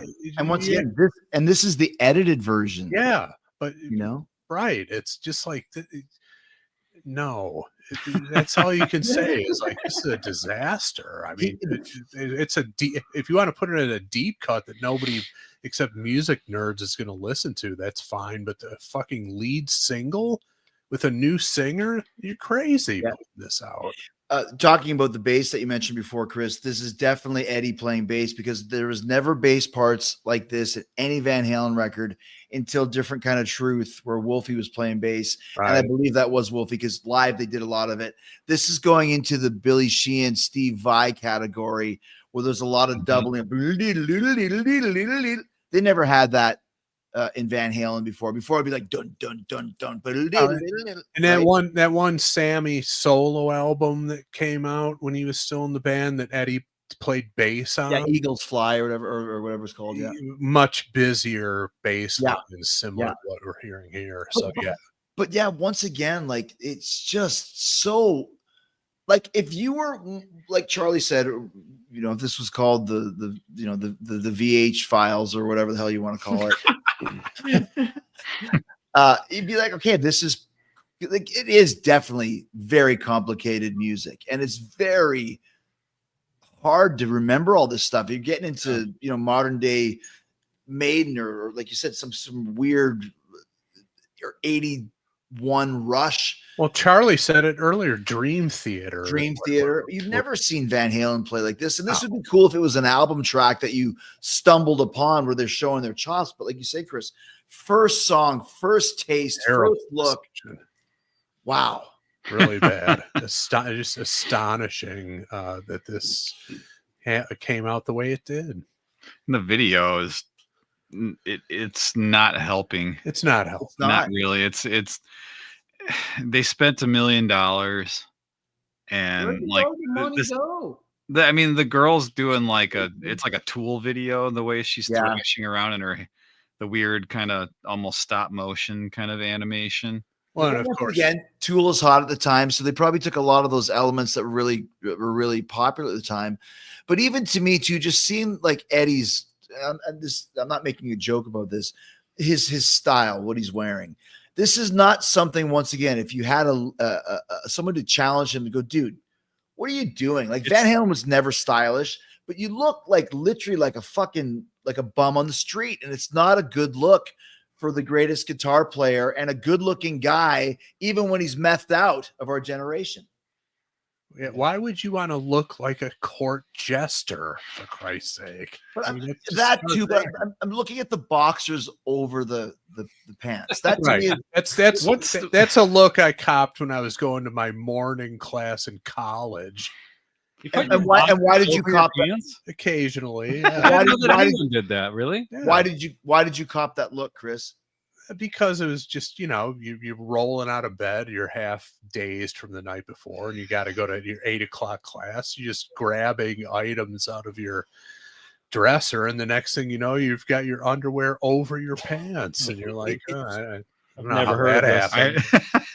It's not, because you cannot tell him anything because he's the boss. He's right. Van Halen. Yeah. And if you think about it, it's like he's always been such like a cool looking guy. Yes. In every sense of the way, since the 70s when they did like this Dance the Night Away. Yeah. Right. And then in the 80s when he did the Saturday Night Live show when his wife actually introduced him, he was like with this suit and everything. Yeah, he looked really cool. But now he's like lost the whole path. Well, because once again, if there's no Sammy or Dave, and if Alex is checked out, yeah, like you just said, Chris, you rolled out of bed and went into class, almost like a fuck you to the system, like whatever. Right, exactly. You're Edward Van Halen. Once again, the microscope is on you more than ever since 1985 when Sammy came in, because everyone's going to want to see it. Come out looking like a fucking stud. If we're in the Ice Hotel and Eddie comes out wearing, when I saw them on this tour, he's wearing a pair of dress pants, no shirt, and that hair, and he's ripped to shreds. You know, if he was playing like with just the fingerless gloves, the pants, no shirt, and the jester hat, I'm all in. It's the combination of all this that just makes you think he's on another planet and this song is on another planet. It's too much to take at once. Yeah. Just not user friendly, basically. Yeah. It's the same thing that Metallica did with Load. They cut their hair, they wore makeup, they changed their style, they changed their sound, they changed their logo. It was too much. I couldn't take it. Too much. Give me one or two. I'm fine with it. Yeah. They're going out of their way to smooch each other in interviews. I mean, stop. Like the Chili Peppers were at that point. If it was everybody kissing each other. Yeah, if it's one or two, I'm in. If it's 6 or 7, it's too much to take, and I'm just going to move on to the next thing. Right. At the end of the day, you're a pop band. You need to conduct yourself accordingly. Yeah, and for fuck's sakes, you're one of the fucking coolest, best looking rock stars of all time. Well, there's that too. Stop trying to make yourself look like shit. But as we know now and we could have suspected as you watching this, the guy was in decline due to addiction. So yeah, and had no one to say, "Hey, dude, come on." Right. But do you think that? I mean, obviously, it's pure speculation. But do you think that in his mind there was some sort of conceptual justification for what he was? The way he was presenting himself here, because it looks just goofy. It's almost like, hey, we're spending $1 million, and I'm just kind of like, knock a little wind out of it, kind of goof around, kind of not taking it seriously. It looks like. So I'm just Maybe- curious what the justification would have been. Maybe it was because the trends were changing, times were changing, and everything was so just like Chris said, like all the big bands had different singers, Mhm. right? And the landscape was Limp Bizkit and pop punk, right? Mhm. And having a lead guitar Green Day. like a band with guitar solos was really weird to Yeah. have on mainstream. It's like that's why I mentioned Fire in the Hole. Yeah. Because it was one of the few songs of the era that Yeah. had guitar solos on it that was not like Nuki or Mhm. Damn It by Blink. Yeah, yeah. So I think to expand upon what both of you guys said, I think there's a lot of fuck you in Eddie right now because he got a lot of flack for Gary coming in the band. There was a big there was some excitement, but there was a lot of like fuck this and people writing it off already because VH was in that time frame of the Biscuits and that sort of stuff. And maybe this was his rebellion instead of leaning into what made him Van Halen, which is the solos, which he has, but the look as well. Like I said, if he came out there fucking shredded, no shirt, fingerless gloves, jester hat, fucking pair of pants on, breathing the fucking, what is it? The shit breath. what el pedo, el aliento. The aliento de Aliento de perro. perro. Like, fuck you. I'm Eddie Van Halen and check me out. He went the other direction and to me, it didn't work. No, To all of us. clearly didn't work. Yeah. I like the fire in the whole video when Eddie was wearing the fake dreadlock hat that he won at the carnival too. Oh my God, I forgot about that. Something else I was thinking about while I was looking at them and what we were talking about, how bands sort of looked at the time. I think a lot of, I don't know. I don't want to say, I guess I'll say style. A lot of the style of guys in this position, I think, came from Dennis Rodman. Mm. Do you see that at all? Like with They Just wearing whatever. They're probably all Yeah, hanging out with them, and it's right? like you're intentionally kind of being like a good ironic point, with too. some of the things that you're wearing. So I feel like, he's gonna wear a Cat in the hat with this open button shirt with painted nails and whatever that's- else. Like, So that's why I saw a news report with Kim Jong-un with leopard dyed hair.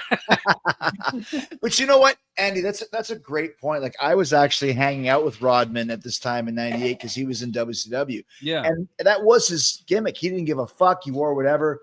And I get it. And once again, if we transport ourselves to '98, all of this probably was very relevant for what was going on.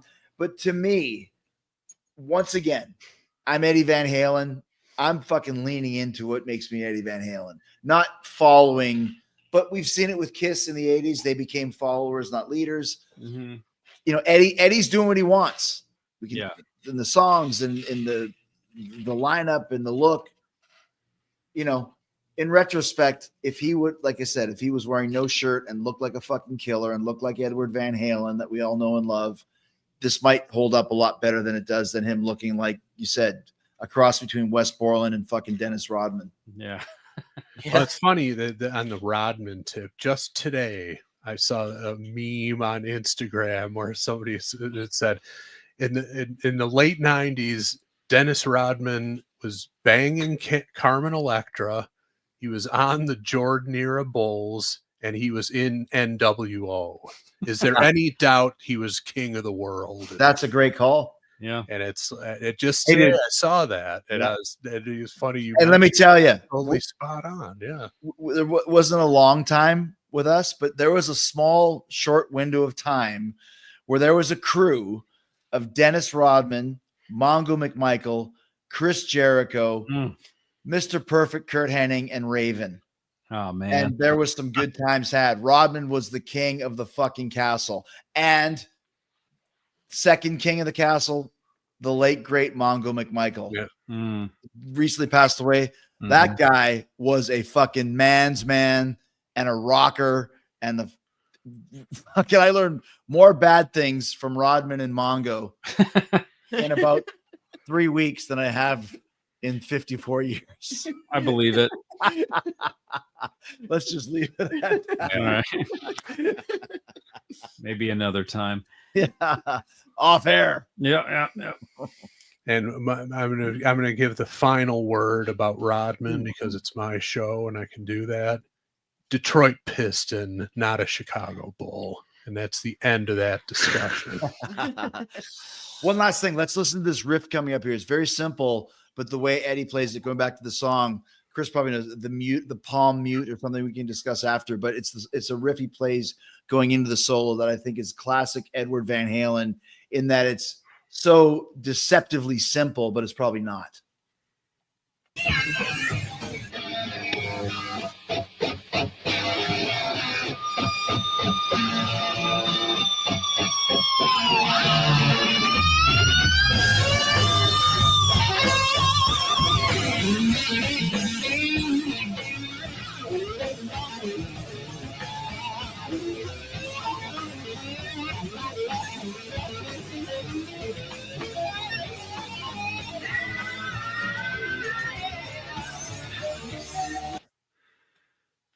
Thoughts? Yeah, I mean, I wouldn't even say deceptively simple. It's just Just cool. muting the strings with your left hand, and just raking the strings with your right, and just getting that percussion. Did you like that? I mean, it was all right. It was part number 53 in this song. It's like it's way too much. They just packed every fucking idea into this song. Yeah. I enjoyed rhythmically how it changed up when he was doing that. It was I thought maybe the coolest part musically of the song, actually. That's one of the parts I always remember like about this song when it's like without you. That always pops in my head. Maybe first out of any of the other 47 parts in the song. Yeah, but the suburban soccer mom who got a little wet down low from "Feels So Good" is just completely confused about what's going on in this. You're not wrong, man. It's just like that's the pitfall of going full pop in the Hagar years. It's like you can't change gears in this direction and expect it to be well received. That's a great point. It kind of reminds me of when Slave to the Grind came out, and all of my friends thought it was the greatest fucking thing ever, and all of my chick friends hated it. I'm like, why? Like, there's no song. There's no I Remember You here. I Remember You, 18 in Life. There was not one of those songs on there. Right. And that's why that record didn't do good. And like you just said, to come out swinging with this one at 5.5 minutes long, when the last thing you heard was Humans Being and I Can't Live Without Your Love, or I Just Can't Stop Loving You. Yeah, and all of those types of songs going back into the 90s right now. And there's none of that for those fans in this. Right. Do you remember that stage where Jimi Hendrix started to do a lot of experimental stuff? It's like this is I think it's kind of misunderstood Eddie Van Halen, because that little part, Chris L, that he's doing this rhythmic thing, it's like sometimes I think that Eddie is always overlooked as a rhythm player. I agree. Because his leads were so good. I agree. But actually, this was probably the most memorable part of the whole thing, right? Because it's simple. Like those. Bam, bam, bam, It's so weird and so simple, yet so memorable. Yeah. It's crazy. That should have been the riff for the song, maybe, Yeah, who knows? Somebody should have stepped in and distilled this down. And but we know fucking Mike Post wasn't going to do a fucking thing. Mike Post was counting his royalties on reruns, reveling in how great Angel character was. Fielding Fowler. Is he saying Johnny Died with Christmas is better than Without You? He is saying. Well, I mean, ouch! Wow, it's impossible that there's a song worse than that. But what does FF mean? I think Chris was laughing at Fielding. I clicked the wrong button there. Yeah. Oh my gosh, that hurts. Although Michael Angelo Batio might agree. Your friend. Well, I don't know. Maybe some people would rather listen to it. That doesn't mean it's better, but possibly more entertaining. Johnny Died on Christmas is not better than anything. I have a question because I don't remember this, but is that part that sounds a little bit Jericho trail in this song, right? Yeah. Does that happen again? I think we just heard it again, didn't we? Really?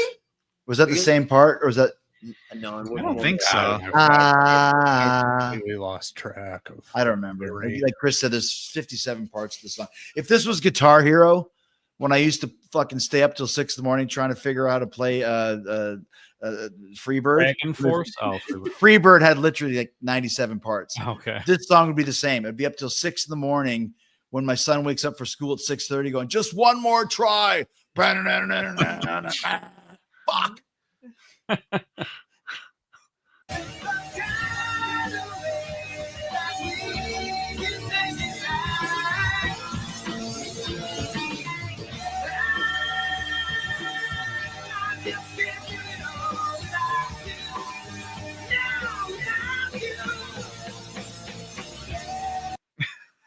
I love the chick in the bikini swinging the sledgehammer. That's cool.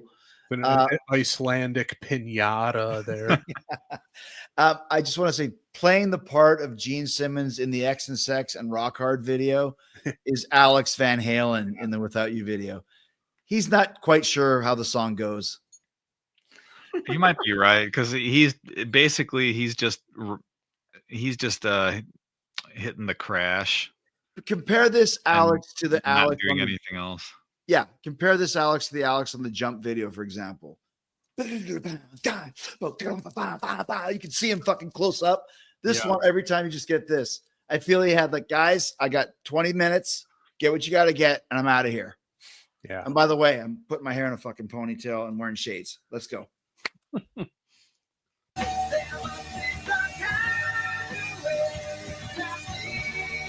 Oh, Alex is having a drink. That's probably where Alex is now a gangster rapper. It does have like rapper in Chili's. Chili's. I love it. Here's the best part. You got fucking the White Walkers on his left and right, and Alex is now the star of the show. yeah, Fuck he's the you, one with Edward. any color to him too. I know. He's the guy. That's why we're orange. I Yeah. hope he got some money from Nike for that product placement. There. This is also after he had to do some community service and pick up trash on the side of the highway. And It's they came Orange straight to Fest. the video. This video, now that I'm picking up on some more things from the time one, they did that Matrix thing that was popular. That probably cost a lot, that 360 thing. Yeah. Good call. Nowadays, one of Nick's sons could do that in Yeah. 30 seconds yeah. with AI. Easily. Yeah. Yeah, easily. At the time, that was Yeah. expensive. Yes. We that's should do an AI, ask AI to do a video recreation of the Without You video by Van Halen and see what happens. All right, we could do that. And then the other thing is it's kind of got like a Missy Elliott video vibe to it or something, or like does. Diddy or whatever from the time, like a little bit of a rap video from the late 90s. Yeah. Once again, all the stuff that was hot at the time, whoever directed this video probably Mhm. said, guys, I got you. We're going to be on the cusp of what's happening right now. Which is a mistake when you're already a legend. You're Van Halen. Be fucking Van Halen. Yeah. You know?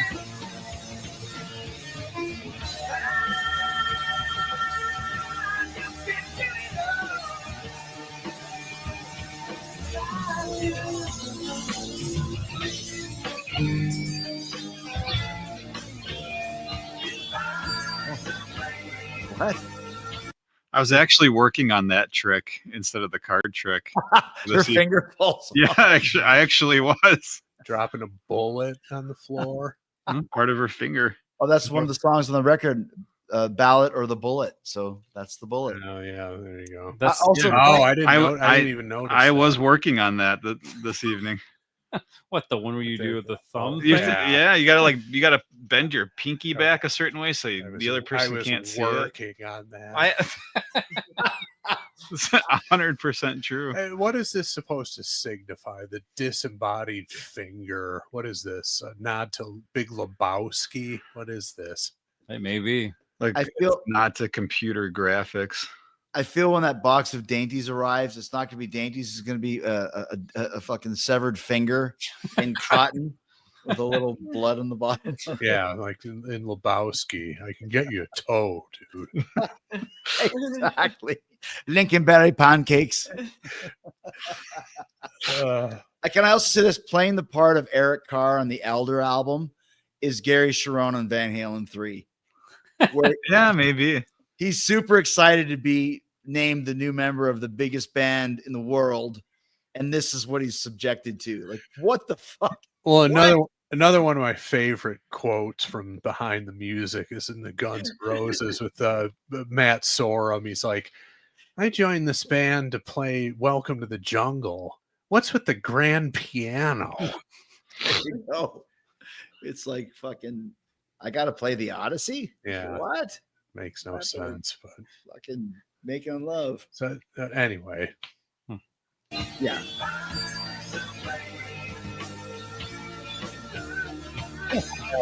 That's Armstrong. You got leprosy. Chris said, "What the hell is that?" It's like this song should have been stopped 30 seconds ago. It's like About 2 minutes ago. Now body parts are falling off. I was in a punk band in high school called Primitive Means, and our album was going to be called The Hand is Quicker Than the Eye. And it was a guy, it was actually Tipper Gore. Remember, she was the big thing at the time. Right. Tipper Gore has leprosy and her eye is falling out, but her hand is falling off, and her hand is closer to the ground than her eyeball is. So the hand is quicker than the eye. This is what I'm getting vibes of here. They stole the Primitive Means idea. Did you ever drew that? Like, Yeah, of course I fucking drew it in my terrible, shitty Joe Kubrick comic style. Was it like a demo tape, or you didn't even get that far to putting? No, we had a in? demo tape. Yeah, You did? Yeah. yeah. Chewy Man was one of the songs. Gay Nights was another one. You heard me. Knights of the King Storm. Arthur. Yeah. Yeah. Okay. Still gay I had. Stab me with your sword. That was the intro. Gay Nights, ding, ding, ding. He likes the boners. He likes guys. Gay Nights, ding, ding, ding. Gay Nights, that song is better than Without You. Actually, I would surmise it could be at 2 minutes and 15 seconds. At least at a tighter arrangement. You know, I could come over and play it for you if you want. Yeah. Next time we're in the same room together, we'll do a live version. We'll bring in Michael and Halo Bacho. We'll do Pulsar. We'll do fucking Gay Nights, and then we'll do Crazy Nights. Drop a Street Wieners reference in that one, and then we'll do Crazy Train, where he almost impaled me with his four-sided guitar. Yeah.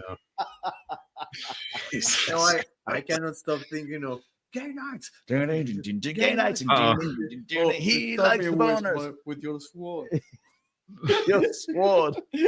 I still have it somewhere. And you bashed me on text for writing 12-year-old lyrics earlier today. Oh, I was 15 at the time. You're fucking 57. 58, actually. So, even more shame. Hey, man. That was actually progress for me. But, let's finish. Should have helped Edward write these lyrics. Yeah, exactly.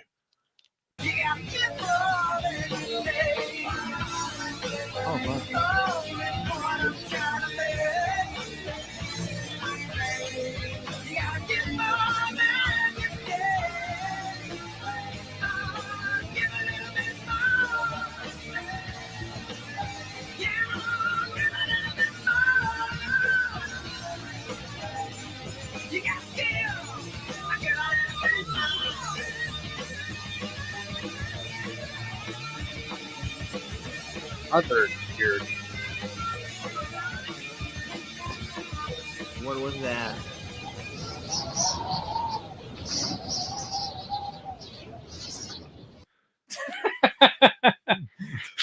This guy's expression in the next video is That's my vote right there. That's the video director. Before we forget, like, what was the?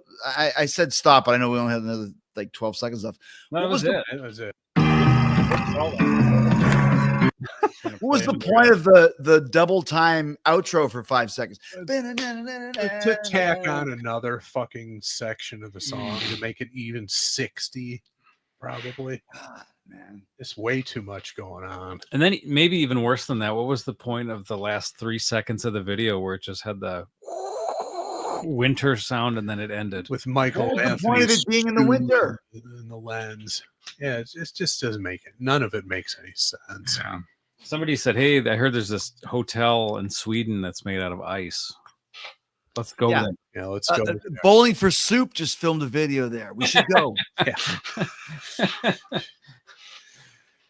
And you're totally right, Andy. All that the chick pulling her finger off and was that all disintegrating about? and stuff. You know that probably cost like $300K to pull off. Easy. Nowadays, any one of us idiots could do that in 30 seconds with AI. You guys did that in the No Stranger to Love video. We did, yeah. That was real in that video when we did that. Yeah.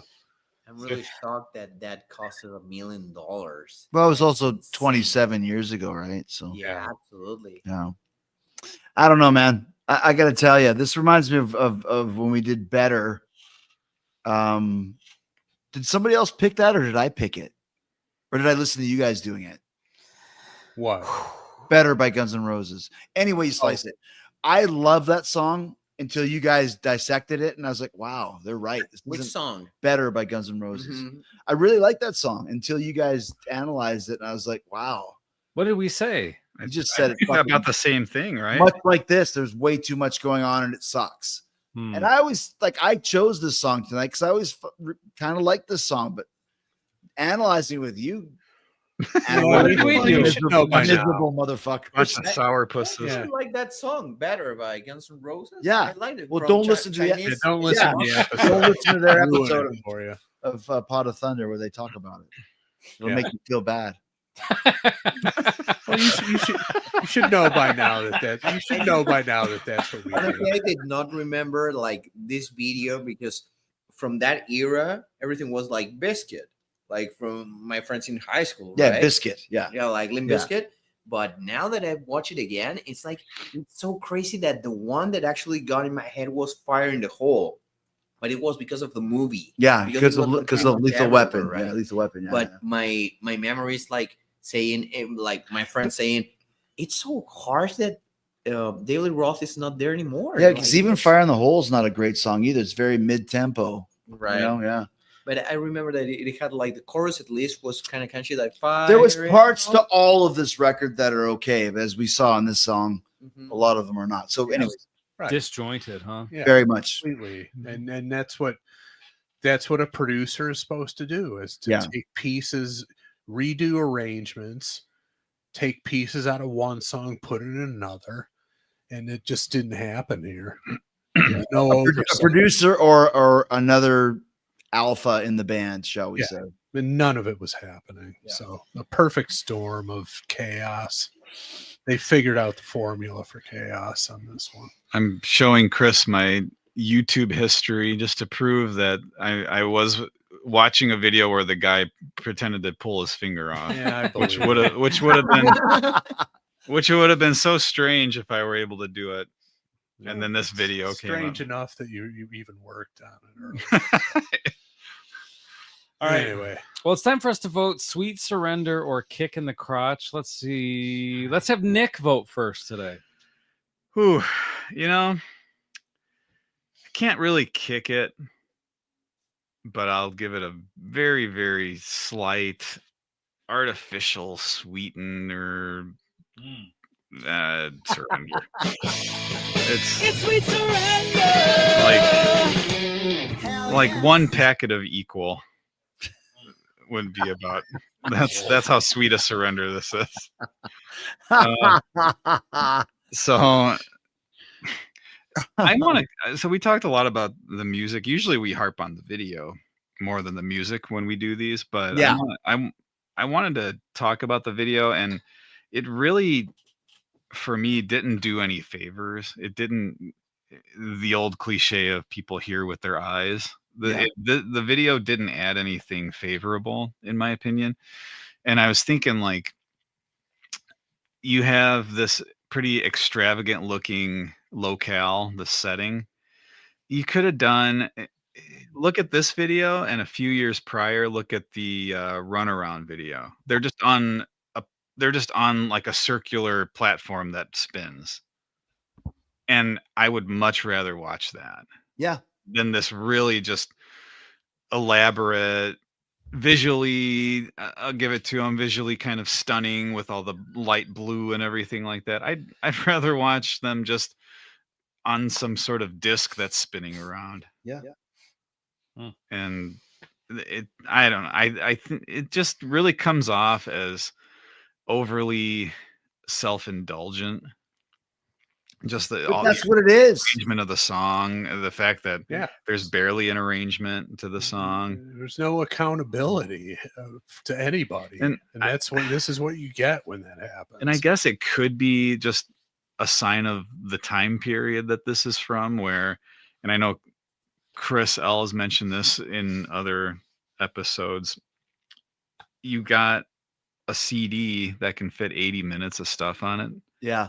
And you just kind of kitchen sink you do a kitchen sink philosophy at that point. Well, that's what Kiss did on Hot in the Shade. I mean, that album. And once again, half. No producer. Right. And this is what you get time and time again. It's been proven that if there's no accountability, it's just a mess. It comes out to be a mess. Mm-hmm. How about Chris L? Keep going. I got to kick it, man. I just, It's a humiliating kick in the crotch. There's, again, thank God the chorus is the most memorable part, because that's what the chorus is supposed to be in any song. The chorus is the most, palatable part of the whole thing. But, there's at least 10 different sections like patched together. At least.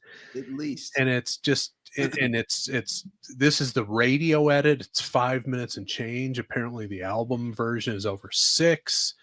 It's just, it's a disaster in terms of like it being the first single. I don't even think, you would say that it's a terrible choice, but then you look at everything else on there. It's like, well, what else are we going to put out as a single? All the songs are 6 minutes long. You're right. So we may as well do this one because the chorus is somewhat catchy. But yeah, I just, like I said, I've tried, because I like these kind of off kilter, weird, offshoot, different lineups, but I just can't do it with Van Halen 3. I like I like all the Gary Sharon and Extreme, great vocalist, high energy frontman, all that stuff. This is the whole thing was a disaster. I just can't make it through it. Charlie, Sweet Surrender or Kick in the Crotch? Kick in the crotch and like being checked in customs or something. It's a humiliating kick in the crotch.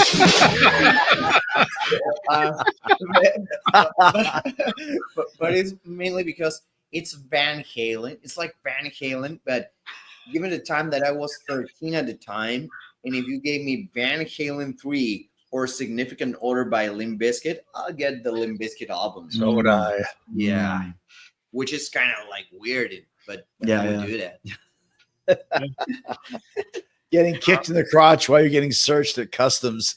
That's got to be one of the classic lines from the Thunder history. Yeah, I don't want to be experiencing that fits like a glove thing. No, you don't. All right, Chris J. I'm gonna agree with Nick and give it a slight Sweet Surrender. It's Sweet Surrender. Hell yes. Much like Chris L said, I always like the weird albums, the Dirty Work by the Stones, the Kiss Elder, the Metallica Saint Anger, the Maiden X Factor. Because like I said at the beginning of the show, when I'm a fan forever. I love Eddie Van Halen. I love Alex Van Halen. So I gave it a try. I like this song, One I Want and Dirty Water Dog, but analyzing with you guys with a clear head, it's just way too busy and it's way too ambitious. It reminds me a lot in a lot of ways, not song structure, but when Tattoo came out, when Different Kind of Truth was released. it's not the right opening single. No, it's not. It just doesn't fit. But like Chris L said earlier, what is the right opening single from this album? Right. It needed a serious edit. It needed a serious fucking producer. It needed another alpha male in the band. And if Alex is checked out, which we can tell he is by his performance, it's too much. There is some positives to it. Edwards' leads are great. And I always love that. To tell you I can miss you. Right, yeah. I like the verse melody is far catchier than the chorus to me.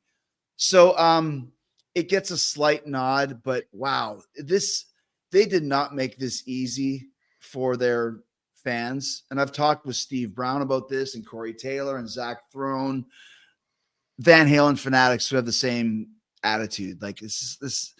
We love you, man, but this is a tough one to digest, and it is all across the board. Mhm. Yeah. Nick, Andy, I'm going to give it a kick in the crotch. It's a humiliating kick in the crotch.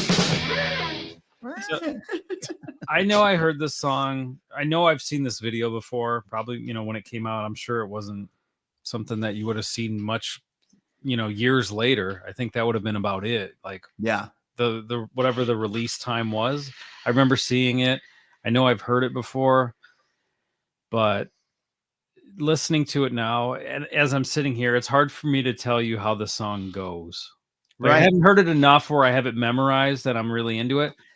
And for that reason, I'm kicking it because, $1 million video, however much money they got for putting the record together, all that stuff. It's Van Halen. It's you Van should be Halen. able to remember it. Yeah, you should be able to remember it. And like, I remember bits and pieces of the vocal, and I know stuff Eddie was doing was cool, but I couldn't hum it back to you right now if you ask me to.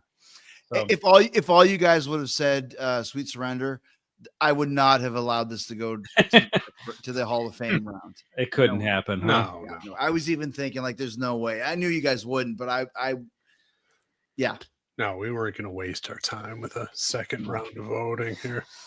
I think if you asked me, hey man, like I love Van Halen. I've never heard Van Halen 3. Should I check it out? I'd say listen to that initial guitar solo in this song that was about 30 seconds in, that 10-second riff. Just listen to that on repeat. That's the best part. And that's basically all I got for you. Yeah. I really think this chorus could have been like if the song had been edited heavily. I think that if the chorus were more featured and it got to it quicker, I think it's pretty strong. I agree with you, Nick. I almost feel like it's what Lars did with Enter Sandman. The initial riff was right. Right. Do that 3 times. Give me fucking 8 give me 4 bars of this chorus, not just 2 or 4 repeats. Like it's 2 repeats and it's done. Right. Or give me 2 repeats and then take it up a little bit. And listen, I'm not fucking Desmond Child, but I guarantee if the 5 of us sat here for an hour, we could come up with another section to build that chorus higher. I fucking guarantee we could. Yeah. Mhm. Yeah. Well, unfortunately, we weren't invited. It was just Mike Post who was invited to join. Fuck him. Eddie. Makes sense. So, Yeah. I can tell you right now, honestly, here's your blabbermouth clickbait. Mike Post is banned from ever producing any Fozzy or Kuarantine album. Oh man. Well, Banned. wow. Yeah, he's out of Pasadena bandana for Yeah, sure. for sure.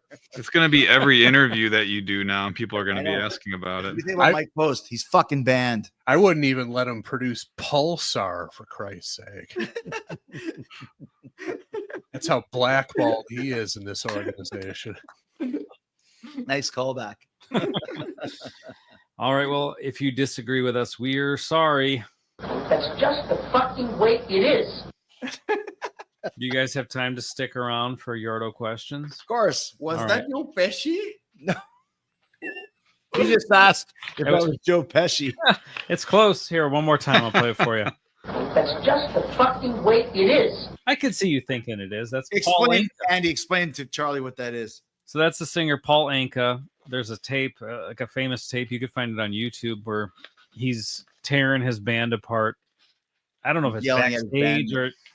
or yelling at his band after a show or in between sets or something. I don't know if it's in the bus or what it is, but he's yelling and swearing at his band. And it's unexpected because it's Paul Anka. Yeah. But that's great. Put your Yeah. head on my shoulder. I thought he was yelling at Ray Liotta or something. right. Well, I yeah, think so. he's that kind of, he's that kind of quasi mafioso guy. Behind the scenes, Yeah. that's the real Paul Anka. The having my baby guy, the Yeah. Diane. Having my baby. It turns out he's sent a few people to the bottom of the river. in his day. Which is crazy for a Canadian too. Well, He's a you know, Canadian Italian. That's right. Yeah. What else did he say? I can't the remember. guys get shirts. Oh yeah, he's yelling about what they're wearing. Yeah. He's not happy that they're not all matching. He says, "I'm the only important one on that He's a stage." fucking Yeah. asshole. Oh, he says I slice like a fucking hammer. Yeah, That when I doesn't another even make one. sense. When I move, Right. When I move. Yeah, when I move, I slice hammer. And Paul is still out there at 83 years old. Paul, if you're He's still listening, touring. oh yeah, come on the show and defend yourself. We had a clip of Yeah. him. oh, somewhere. do you have that handy? Did Cavaccini he call you once or something? Or say thanks to Pot of Thunder? Well, he Cavaccini got it for us. That's yeah. fucking. Did he shake his hand in the urinal? That You fucking might have. asshole. and his other hand was he had the phone up to his ear talking to Paul Anka. You want to hear it real Maybe quick? it was a Bluetooth earpiece. He was using. Here, I'll play it real quick. Hi guys, this is Paul Anka, and you're listening to one of my favorite hangout places, Pot of Thunder. Stay tuned and don't miss a day. Amazing. Do it my way. Anka, checking out. Play it again. What did he say? Oh, it's great. Yeah, the Play it last one more part time. is the best, man. He gets the My Wave mention in there. Then the way he ends it, perfect. Play it one Hi more time. guys, this is Paul Anka, and you're listening to one of my favorite hangout places, Pot of Thunder. Stay tuned and don't miss it daily. They got it down and they do it my way. Anka, checking out. Out. How did he get that? Michael's a mover and shaker in the Cavaccini scene. I know he's a shaker. Oh, Like, Michael. Well, you got to get. You don't want to Guy zip wants to back take up it without it and being take all my out of piss there. in the urinal. Just Actually, this you know what? past week, he was rubbing elbows backstage with Manilow. This guy's connected, dude. I'm telling you. Manilow's kind of gay, so whatever. Oh, yeah. He likes the boners. He likes guys. Gay nights. We're going to do a Yardo questions in a second, but quickly, Nick has a package that was sent in from a listener and a guest, listener/guest, Yeah. guest first, and hopefully continued listener. Yeah. A From- couple weeks ago, we had air guitar champion Georgia Lunch on the show, and she sent a package. I don't know what And we have here. we each. Gene Simmons suggested her name would be Georgia Lynx when we first met her. Look at that! It's We got- it's a beer can Yeah, cozy. it's a koozie. Oh wait, this one's for Chris. This is autographed for Chris on the card here. It is. Yeah, I think they're personalized.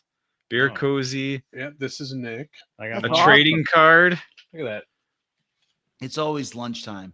This is a air guitar champion. Yes. Yeah. There's, I just saw a that's amazing.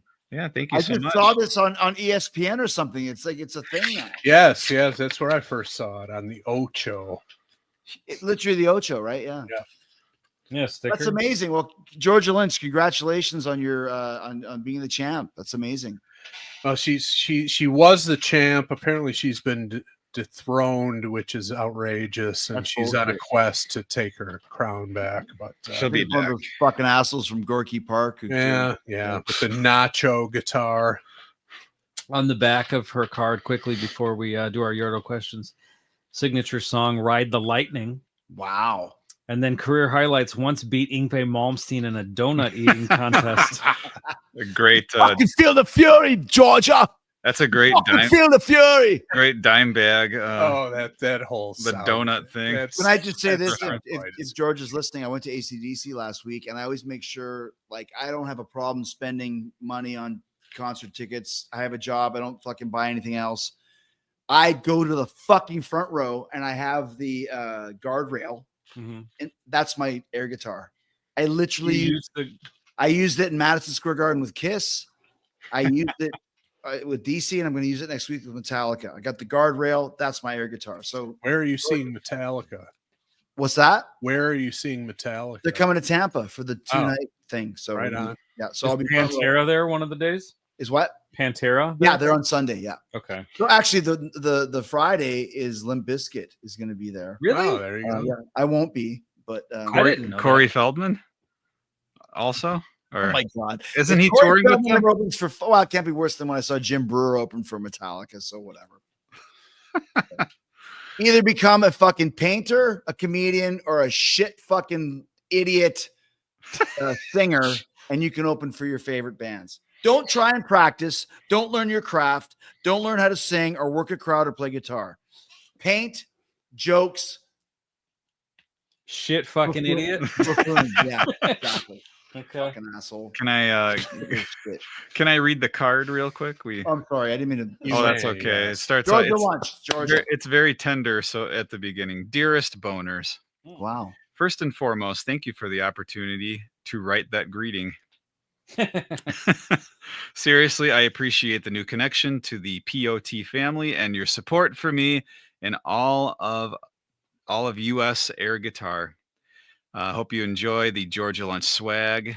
Rock on, Georgia lunch. Thank you, Georgia. Very nice. Can I Very just sweet make, of you. can I make one observation, Nick? Yes. If you put on a pair of Wayfarer sunglasses, you would look like half of the Sammy Hagar 5150 Best of Both Worlds band. Half of the band. So who would that be? That would be Satriani and Kenny Aronoff. Kenny Aronoff. I'm not even kidding. I'm just looking at you right now. Dude, put those sunglasses on, go to the pavilion when they play, and watch the fans come. And just walk in and Yeah. Walk in with fucking swagger. I don't need a pass. I'm the drummer. My face is my pass. At Dave Mustaine. All right. Well, hey, how about a Yardo questions? Yes. Yards of questions. Okay. Yeah, we did the whole thing. Go away. What is a yard in metro?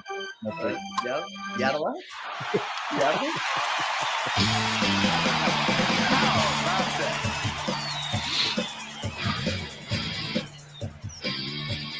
All right.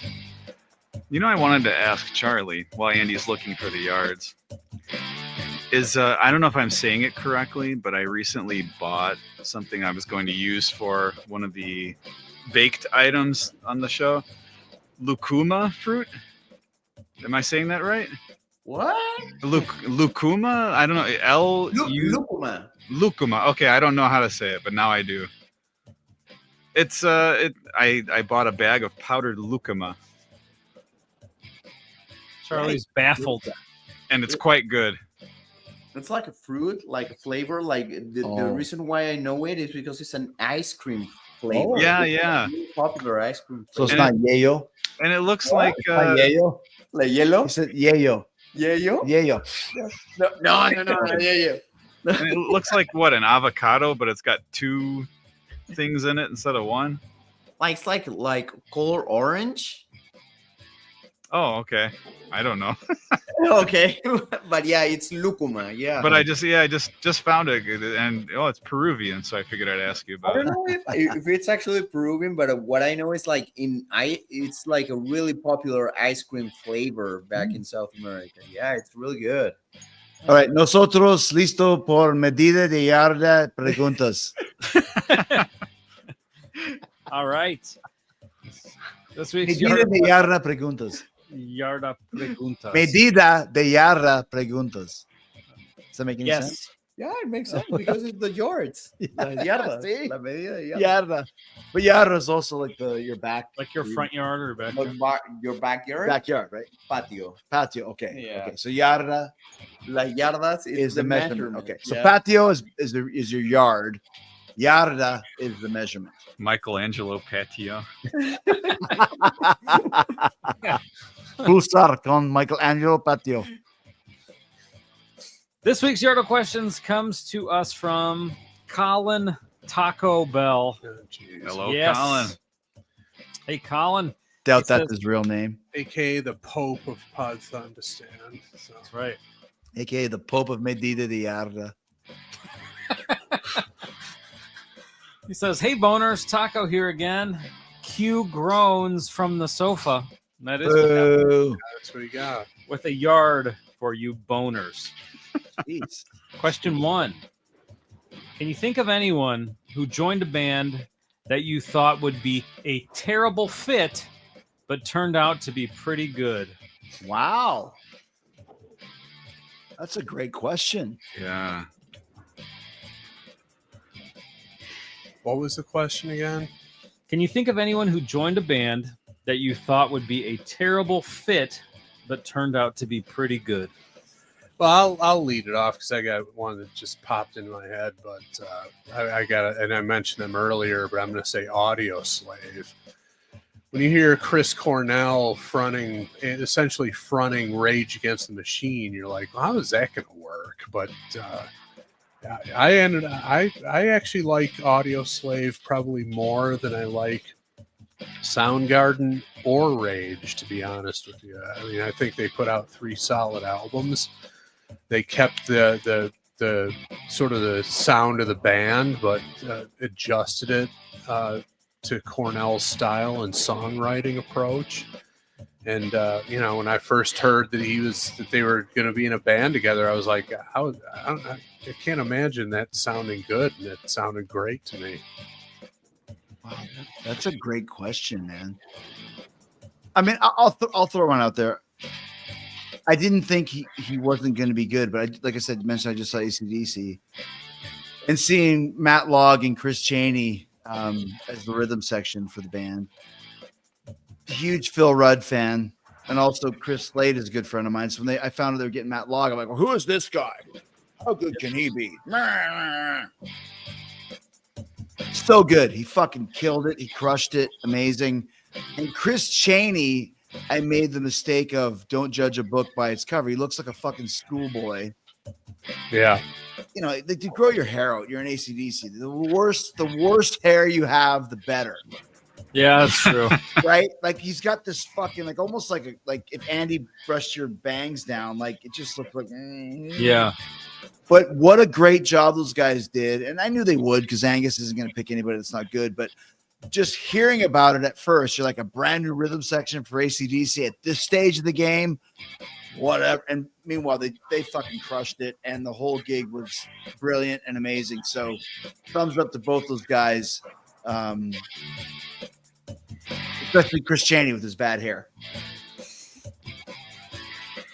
Where did you see them? In Tampa. That was Tampa too? Okay. Yeah. And I know Matt, a friend of a friend, mutual friends, and he's like, yeah, if you want to come backstage after and say hi. And I was like, sure. So automatically, like, I'm already thanks to him, but I watched him play and he's fucking so good. Like, Let There Be Rock for all us musicians is the hardest song ever, because it goes for like 10 minutes. Of and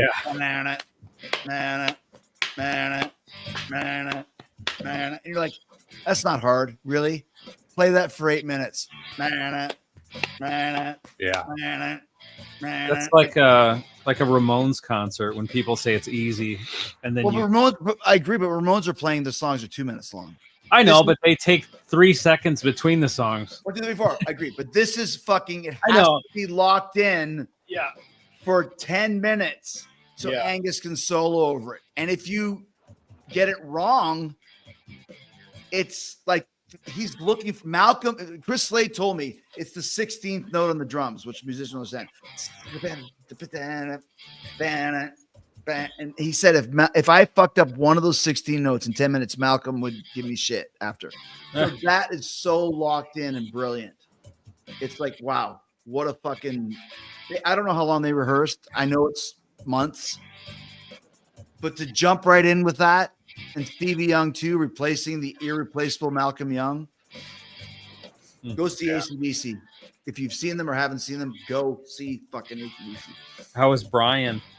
Amazing. Like, he's 77. When you watch it back on your fucking stupid phone, well, it didn't sound good on that, and it didn't sound good on this. When you're in a stadium with 70,000 people having a great time, he sounds great. He hits the notes. He doesn't have the power, but those are high songs to sing. Hell's Bells starts here, it goes here, and it goes there. And you can't see my hand because it's off. So, yeah. Take the Stones out of the equation. AC/DC are the greatest rock and roll band of all time, and I'll fight anybody who says differently. Okay. Anybody else got anything else to say? Nick?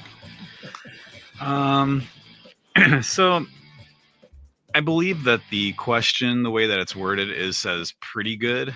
Yeah, pretty good. And I think that would about sum up my sentiment for the one that I'm going to use.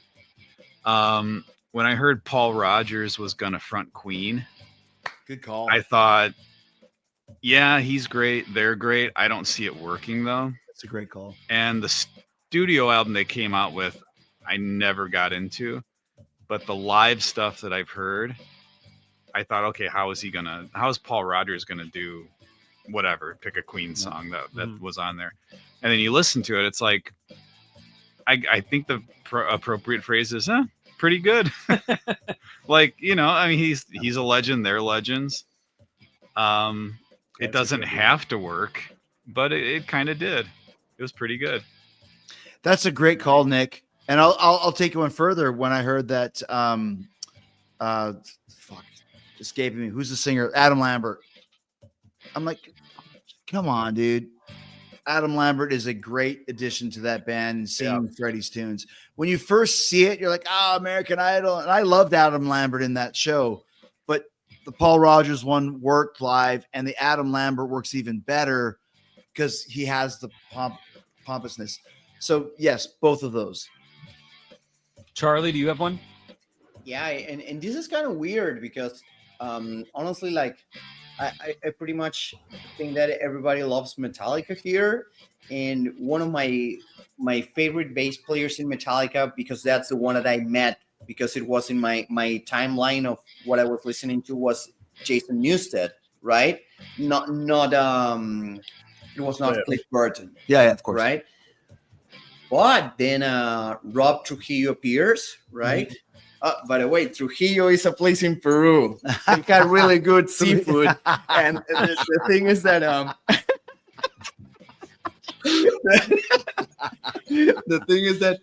actually when Rob Trujillo appears as a possibility of being the bass player of Metallica, a lot of people did not believe because he was in a hardcore band, right? Yeah, he was Suicidal. in Suicidal Tendencies. Oh, he was an Aussie too, though. Yeah, right. Also, and thing is that he's the one that has been more years than everyone in the bass position, right? Yeah. And it seems like it's the most successful part of their career, right? Yeah. And that's the reason why I would pick him, because it's been like a huge surprise in a good way, right? For several reasons. Not only the playing, it's the attitude. It looks like a guy you cannot look. Yeah, you cannot bully this guy, right? So I think that it was like a really good surprise that it's staying there and it's cool. Yo quiero de pescado de Trujillo. Bueno. This is what we always do. I speak really bad Spanish. You say I want the I have fish the and best fucking Trujillo. time. You don't. Yeah. I mean, the last time that I said what did I say that you said better call La Migra? La Migra. Yeah. I don't remember what it was. But no, Chris is really good in Spanish. Only He's when really I'm around good. Charlie. Yeah. But yeah. What is lick it up in Spanish? Lámelo. Lámelo. Lámelo. Spanish. Lámelo. Lámelo. Lámelo. What is heaven? What is heaven? El cielo en fuego. Yeah, el cielo en fuego. Oh, el cielo en fuego. Oh. That's a good one. All right, question 2. Flipping question 1. Anyone that seemed perfect but wasn't that great. So the opposite of question 1. Who did you think in a band? Yeah, who did you think would be a great replacement in a band? Oh. And it turned out not working. Oh, wow. Well, I've got one. Okay, I got one. because he's my all-time favorite guitar player. So when I find out that Brian Robertson is joining Motorhead, Wow, I'm fucking excited about it. And good call. the opposite of what Nick said about Queen, the album they put out, Another Perfect Day, great album, studio album with Robertson on it, is excellent. I've heard live recordings of that band, and it is just the tempos are just off the chart. He refused to play Ace of Spades and like all their big hits. Took the stage in fucking short shorts and ballet slippers. Yeah, With the bullet belt. It's like, I don't know what the fuck he was. He set out to sabotage himself. Yeah, very strange. And like it's I said, such a weird call too, though, Chris. Right? Because Brian Robertson is like a bluesy Gary Moore right type guy, and that's not fucking Motorhead, right? No, but I mean, the album is great. Another Yeah. Perfect Day is Yeah. really good, but like, get those guys on stage together. First of all, he looked like an idiot. Yeah. Refused to play Ace of Spades and a couple of their other big hits, and it's just like, what was he doing? He just like if you didn't want to be in the band, don't join the band. Yep. You got to play Ace of Spades, and you can't fucking wear Freddie Mercury short shorts on stage with Motorhead. You just can't do it. So that's my answer. I had another one in my head, but I can't remember. One at the time when Steve Vai joined Whitesnake was such a super group type thing. And you listen to it now. I watched a video from Donington, I think in 90 or something. Yeah. And like, dude, it's a terrible idea. Like it's a great idea on paper. Steve Vai joining David Coverdale. But what you just said, I think Brian Robertson would have been better in Whitesnake than Steve Vai. Yes. Like, he's not a blues. Like, of course, Steve Vai can play anything in his sleep. Right. Don't say that. But slip of the tongue. It's not. It's like when I was in Metal Allegiance and they had Billy Sheehan playing Riff Raff with us, and it's just like. Like Riff Raff is like there's no in AC/DC. There's not. And that's what I felt with Steve Vai and Whitesnake. It's a great idea at the time. Fucking put them together. They made some money, but in retrospect, you're like, it's just not gonna work. Yeah. Nick or Charlie? Oh, if Charlie has one, I'm still thinking. I think that from my I have this little obsession with Chinese democracy, honestly, because it has so much like expectation from all the people that were waiting for that album, right? Yeah. And then going for the live thing, it's because I have this memory that listening to the album and then watching it live with Richard Fortus. Right. Yeah. He's awesome. He's a great player. He's he sounds so academic, right? It's just this thing that there was this show that I went to watch Guns N' Roses with Slashed Off Axl, but Richard Fortus was there he's in the as band well, right? now. He's in the band now. There was this part where they do this solo section where Richard Fortus plays this amazing prog jazz progressions because he's awesome, right? And Slash just did a band. Yeah. Like It's Steve Vai and it was like Whitesnake. It doesn't. Yeah. It was something like that. It's not that it was not a good choice, but it was like, oh my god, how is that like that modular thing Yeah, you're different right, for right. each player? I was like shocked, really shocked about it. I know it's like kind of going off the No, but you're right though. term, but- They have him in there for the technical industrial almost side, which works when Slash is in the band. Mhm. When he wasn't in the band, it was just Fortis and Buckethead, for example. Yeah. Terrible call.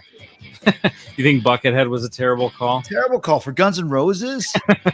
Well, and they throw Bumblefoot in there too. They had all three of those. Once again, terrible call. Yes, I agree. Guns is a modern Stones band, and Slash is a disciple, not of Keith, of Ronnie Wood. And when you see Ronnie play, Slash play like that's it's fucking feel, man. You know. Also a disciple of Joe Perry.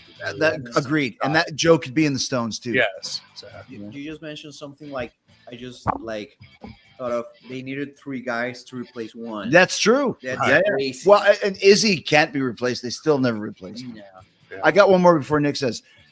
When you mentioned Robert Trujillo, yo quiero más pescado de Trujillo.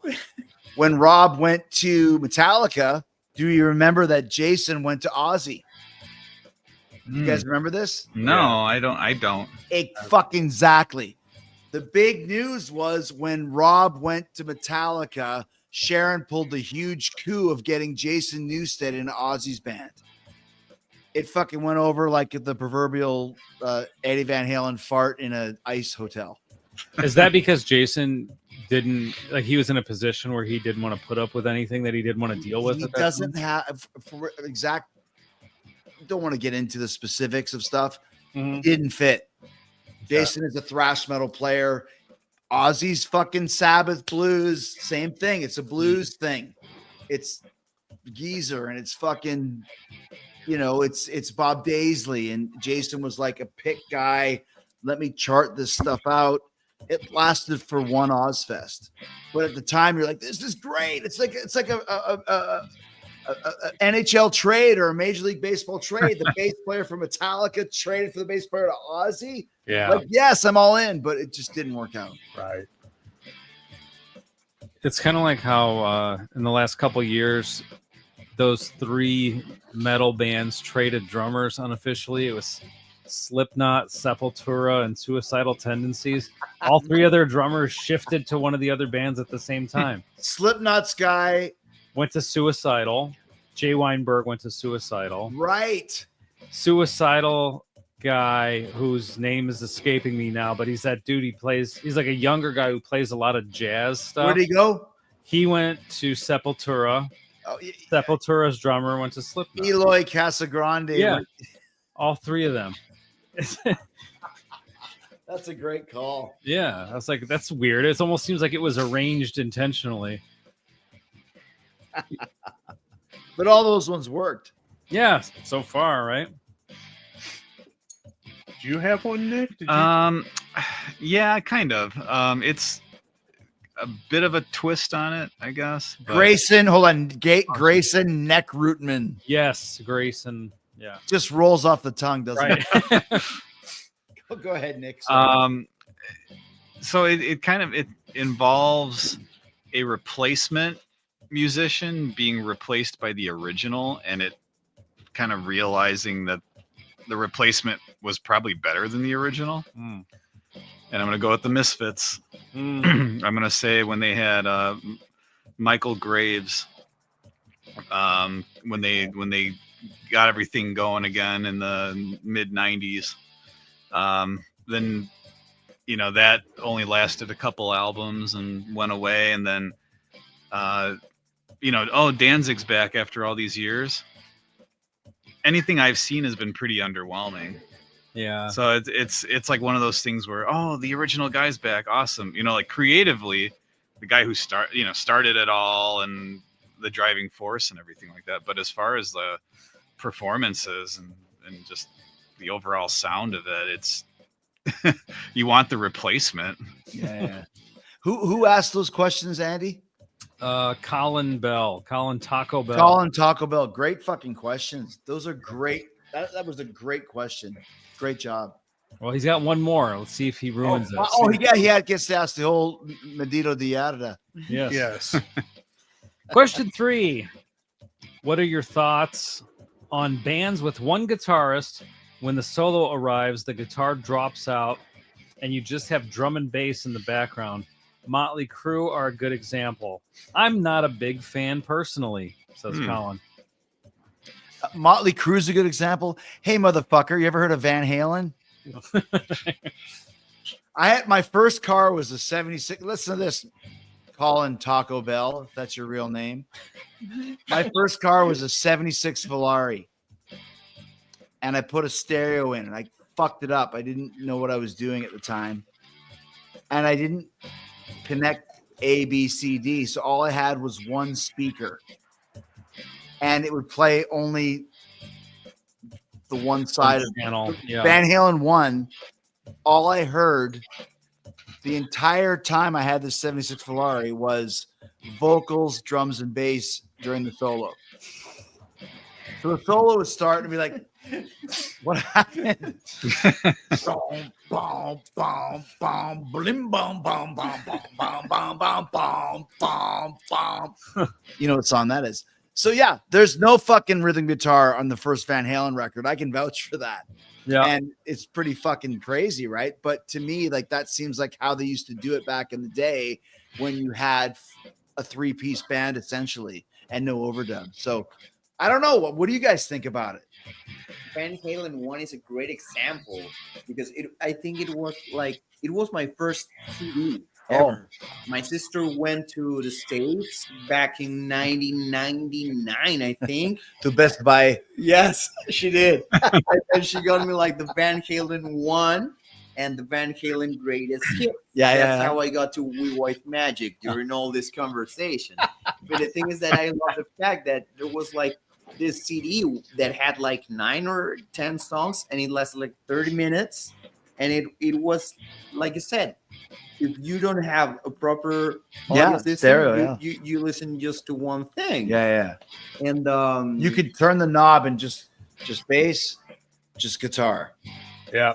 Yes. Yeah. A lot more hard panning going on back. I mean, I don't know how many examples of that there is though, Sean Taco Bell. Is there other albums like that? Motorhead, maybe? I mean, some Beatles stuff is like that, where if you only have one speaker, then you're gonna like for some reason, if Eleanor Rigby, he sings the first 2 syllables of Eleanor and then it goes to the other side. But Beatles had 2 guitars though. No, he's talking about, I'm just talking about the hard panning. One side, the whole drum set. But we're not talking about the mix. We're talking. What is the question again, Andy? The question is, what are your thoughts on bands with one guitarist?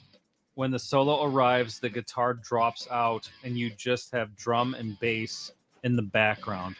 So basically, like how you would do it live if you didn't have a rhythm guitarist. But it's not exclusive to only a 4-piece band, right? Because I'm thinking when you had the Blizzard of Oz playing, right? Great call. And then you had the keyboard. But that is a 3-piece band, though, Nick. Like, but you had the keyboard covering a bit during the solos, live or on the record. Mostly live.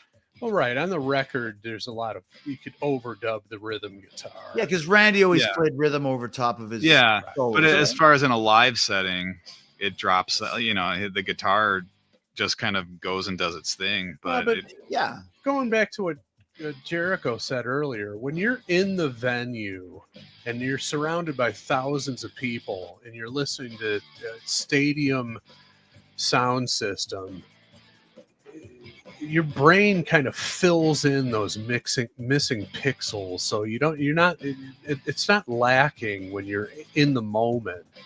It's only lacking when, like you said, when you watch some shitty cell phone video of it. It's like, everything dropped down when he played the solo there. You don't notice that when you're in the moment and everything is. But let me take Colin Taco Bell's question to the next level.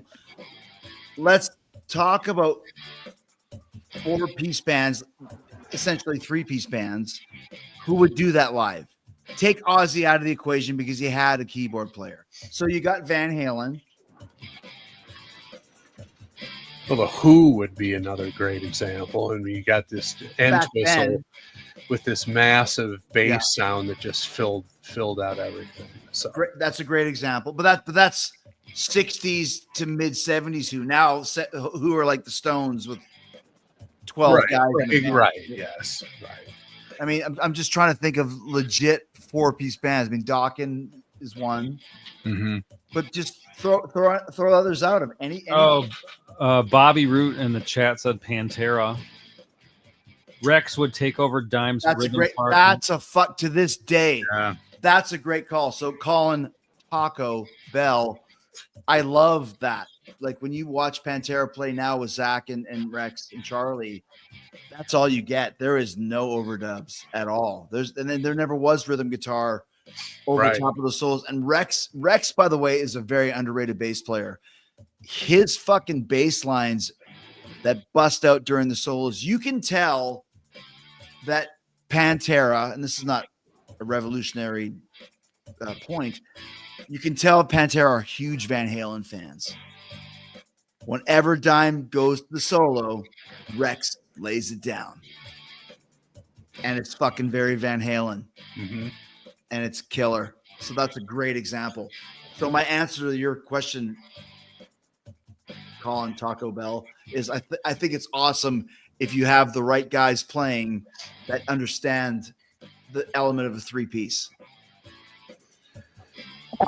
Yeah, and I'll bring up. In fact, we did an episode about it together. Now with Charlie, unfortunately, it would have been cool to have him on there. But the Cult of Personality, good call, great call episode. But that song, there's no overdubbed rhythm guitar on that song. And when that album came out, I was working for the college newspaper on the entertainment desk. I actually had a chance to interview Vernon Reed when Vivid came out, and I straight up complimented her for that. I was like, I think it's so cool that you didn't overdub a rhythm guitar under your solos. It's just you, Muzz Skillings, Will Calhoun jamming out, and it creates some space there where all the instruments can shine. You're not just cramming stuff in to fill out the sound. When there's no extra rhythm guitar, the solo jumps out more, the bass line jumps out more, the drums jump. Less is more in that case, I would say. It's a great point. We were just listening to that album on the bus on our last Fozzy tour, even just a couple of weeks ago. I always want to say Ruthless People. It's not Ruthless People. It's Desperate People, Open Letter, Which Way to America. Dude, that fucking album is so great, and there's barely any rhythm guitar tracks. The Talking Heads cover, Memories Can't Wait. Yeah. Bam, bam, bam. Fucking great. Yeah, that's yeah. What's the other one? Which Way to America? What's your favorite color, baby? Yeah. Live in Color. That album. Yes. What a great album. That was a game. That album was a game changer for me. You know who produced that record? Ed Stasium and Mick Jagger. Boom. Well, Mick produced Glamour Boys. Yeah, but Mick kind of helped discover those cats. He did, but Ed Stasium was the. Yeah, but Mick, you got to give Mick his. Well, you think they would have got that sort of fucking steam if Mick wasn't involved pushing them? No way. No, I will always give Mick his props, obviously. But I was just going to tell that story today somewhere else that we were. Well, actually, yesterday when I was on set. Can't tell you what it was. Living Color goes to the. Do you recall what record label they were on? Chris on Epic. Epic came out. So Living Color 88 signed. Go to Epic. Go to talk to your record label. So they at the time, all the floors were a different style of music. Scott, whatever, blah blah blah. So they go to the rock floor of Epic. They get off. We're Living Color. Oh, you guys got to go to the R&B floor. Right. We're a rock band. Rock band, R&B floor. Like, no, we're Living Color. The fucking whoever was Ed Stasiak. I was like, no, they're with me. They were so at the time, the world was still so segregated that a 4-piece African American band had to be rhythm and blues. They could not be a rock and roll band. Like, you're not up here with the Stones and, whoever else was on Epic at the time, Dawkins or whatever. Right. Yeah. Interesting. Wow. Story. Nick, Charlie, got any thoughts on this before we wrap it up for the day? It's only been almost 3 hours. You know. Maybe the longest episode ever. Yeah. No, I think Episode Boys Are 603. Gonna Rock was 3.5 or something. Which one was? Boys Are Gonna Rock. That's because That Andy was was up so there. drunk he couldn't monitor the controls. You got one? I mean, I was thinking that there's no way I could add like a rhythm guitar to Atomic Funk, Yeah. right? Agreed. It's like No. there's no way there. But in the other hand, it's like Limp Bizkit, West Borland never had a rhythm guitar. Really? Like at least for the shows that I've Really? watched, yeah, they sound like shit, but it was like really fun to watch because he's really creative. So with who's his on stuff. stage? Guitar, bass, and drums? That's it? No Yeah. And keyboard? the DJ. There's like a DJ, DJ Lethal, but A there's fucking like this. DJ. There's like this famous guitar solo by Fred Durst, which is a little bit way worse than Nick Jonas. Oh yeah. Yeah. But it's like it's a classic one. Yeah. God, that's so bad. The Nick Jonas one. Nick, Nick. What you got? Do you have one? Because you already talked about Blizzard of Oz. Do you Yeah, I have mean something that's else? well, and Oh, yeah, you got it already, right? yeah, I mean, I guess I'm thinking that was kind of my angle on it was from more of a live perspective with the keyboard. But if you listen to like I can hear in my head, I don't know. Mhm. There's no keyboard on that. Bam, bam, bam, bam. That's true. Yeah. But I love that shit. Well, what about your favorite band, STP? They don't round out the sound on stage. They just Not on stage, no. in the studio. Studio, yes, yeah. but- Yeah, I guess I'm trying to think of more like a Van Halen example where in the studio, Right. a lot of times they didn't. But on stage, it doesn't seem like anything's dropping out when Dean goes into a solo. No. Everything's sounding nice and full. And, Oh yeah. Yeah. Well, plus when you have Robert DeLeo on bass, well, right. And he's again, he can cover whatever he needs when to you're cover. in the moment Great player, and you're surrounded by thousands of other people, and there's that energy in the room and the volume in the room, you're not nitpicking about this stuff. One last point, that another band that does this quite a bit, which is funny since going back to what we talked about earlier, Extreme does that a lot as well, just bass and guitar. Yeah. Especially on the Pornography record.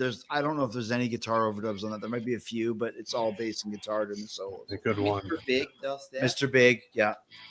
Eat 'em and Smile, the whole record. Yeah. No Oh, if- rhythm parts. Yeah, if you got Billy Sheehan on bass, you don't really need to. He's like N Twistle. You don't need to Yeah. overdub any rhythm guitar there. Yeah. He'll play the bass line and all the chords for you. Right. Exactly. Can I just say, I don't know how many episodes I've done of this show, probably close to 50 at this point. Colin, Taco Bell, that could be the best yard of questions that we've ever been asked Wow. since I've done the show. So, There you go. good for And you. Colin says, thanks for taking my questions. Love the three of you. We'll say love the five of you and your families, and also my fellow potheads. Keep smiling and listening to Oasis with a smiley face.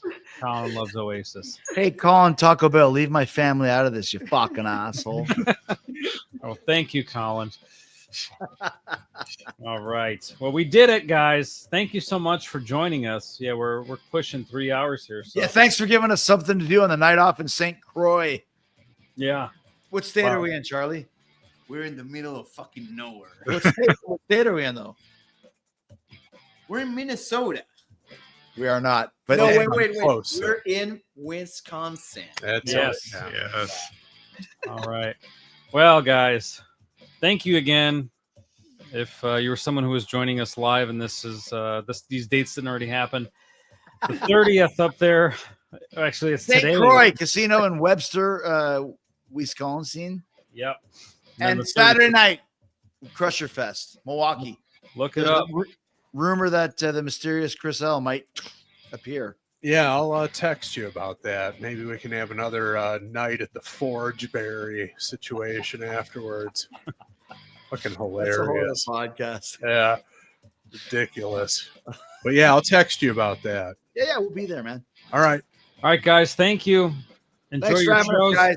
Thank you. All right, we'll be back next week with more Pot of Thunder. Jericho.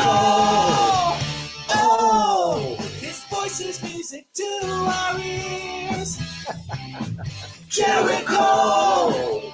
Oh, his voice is music to our ears.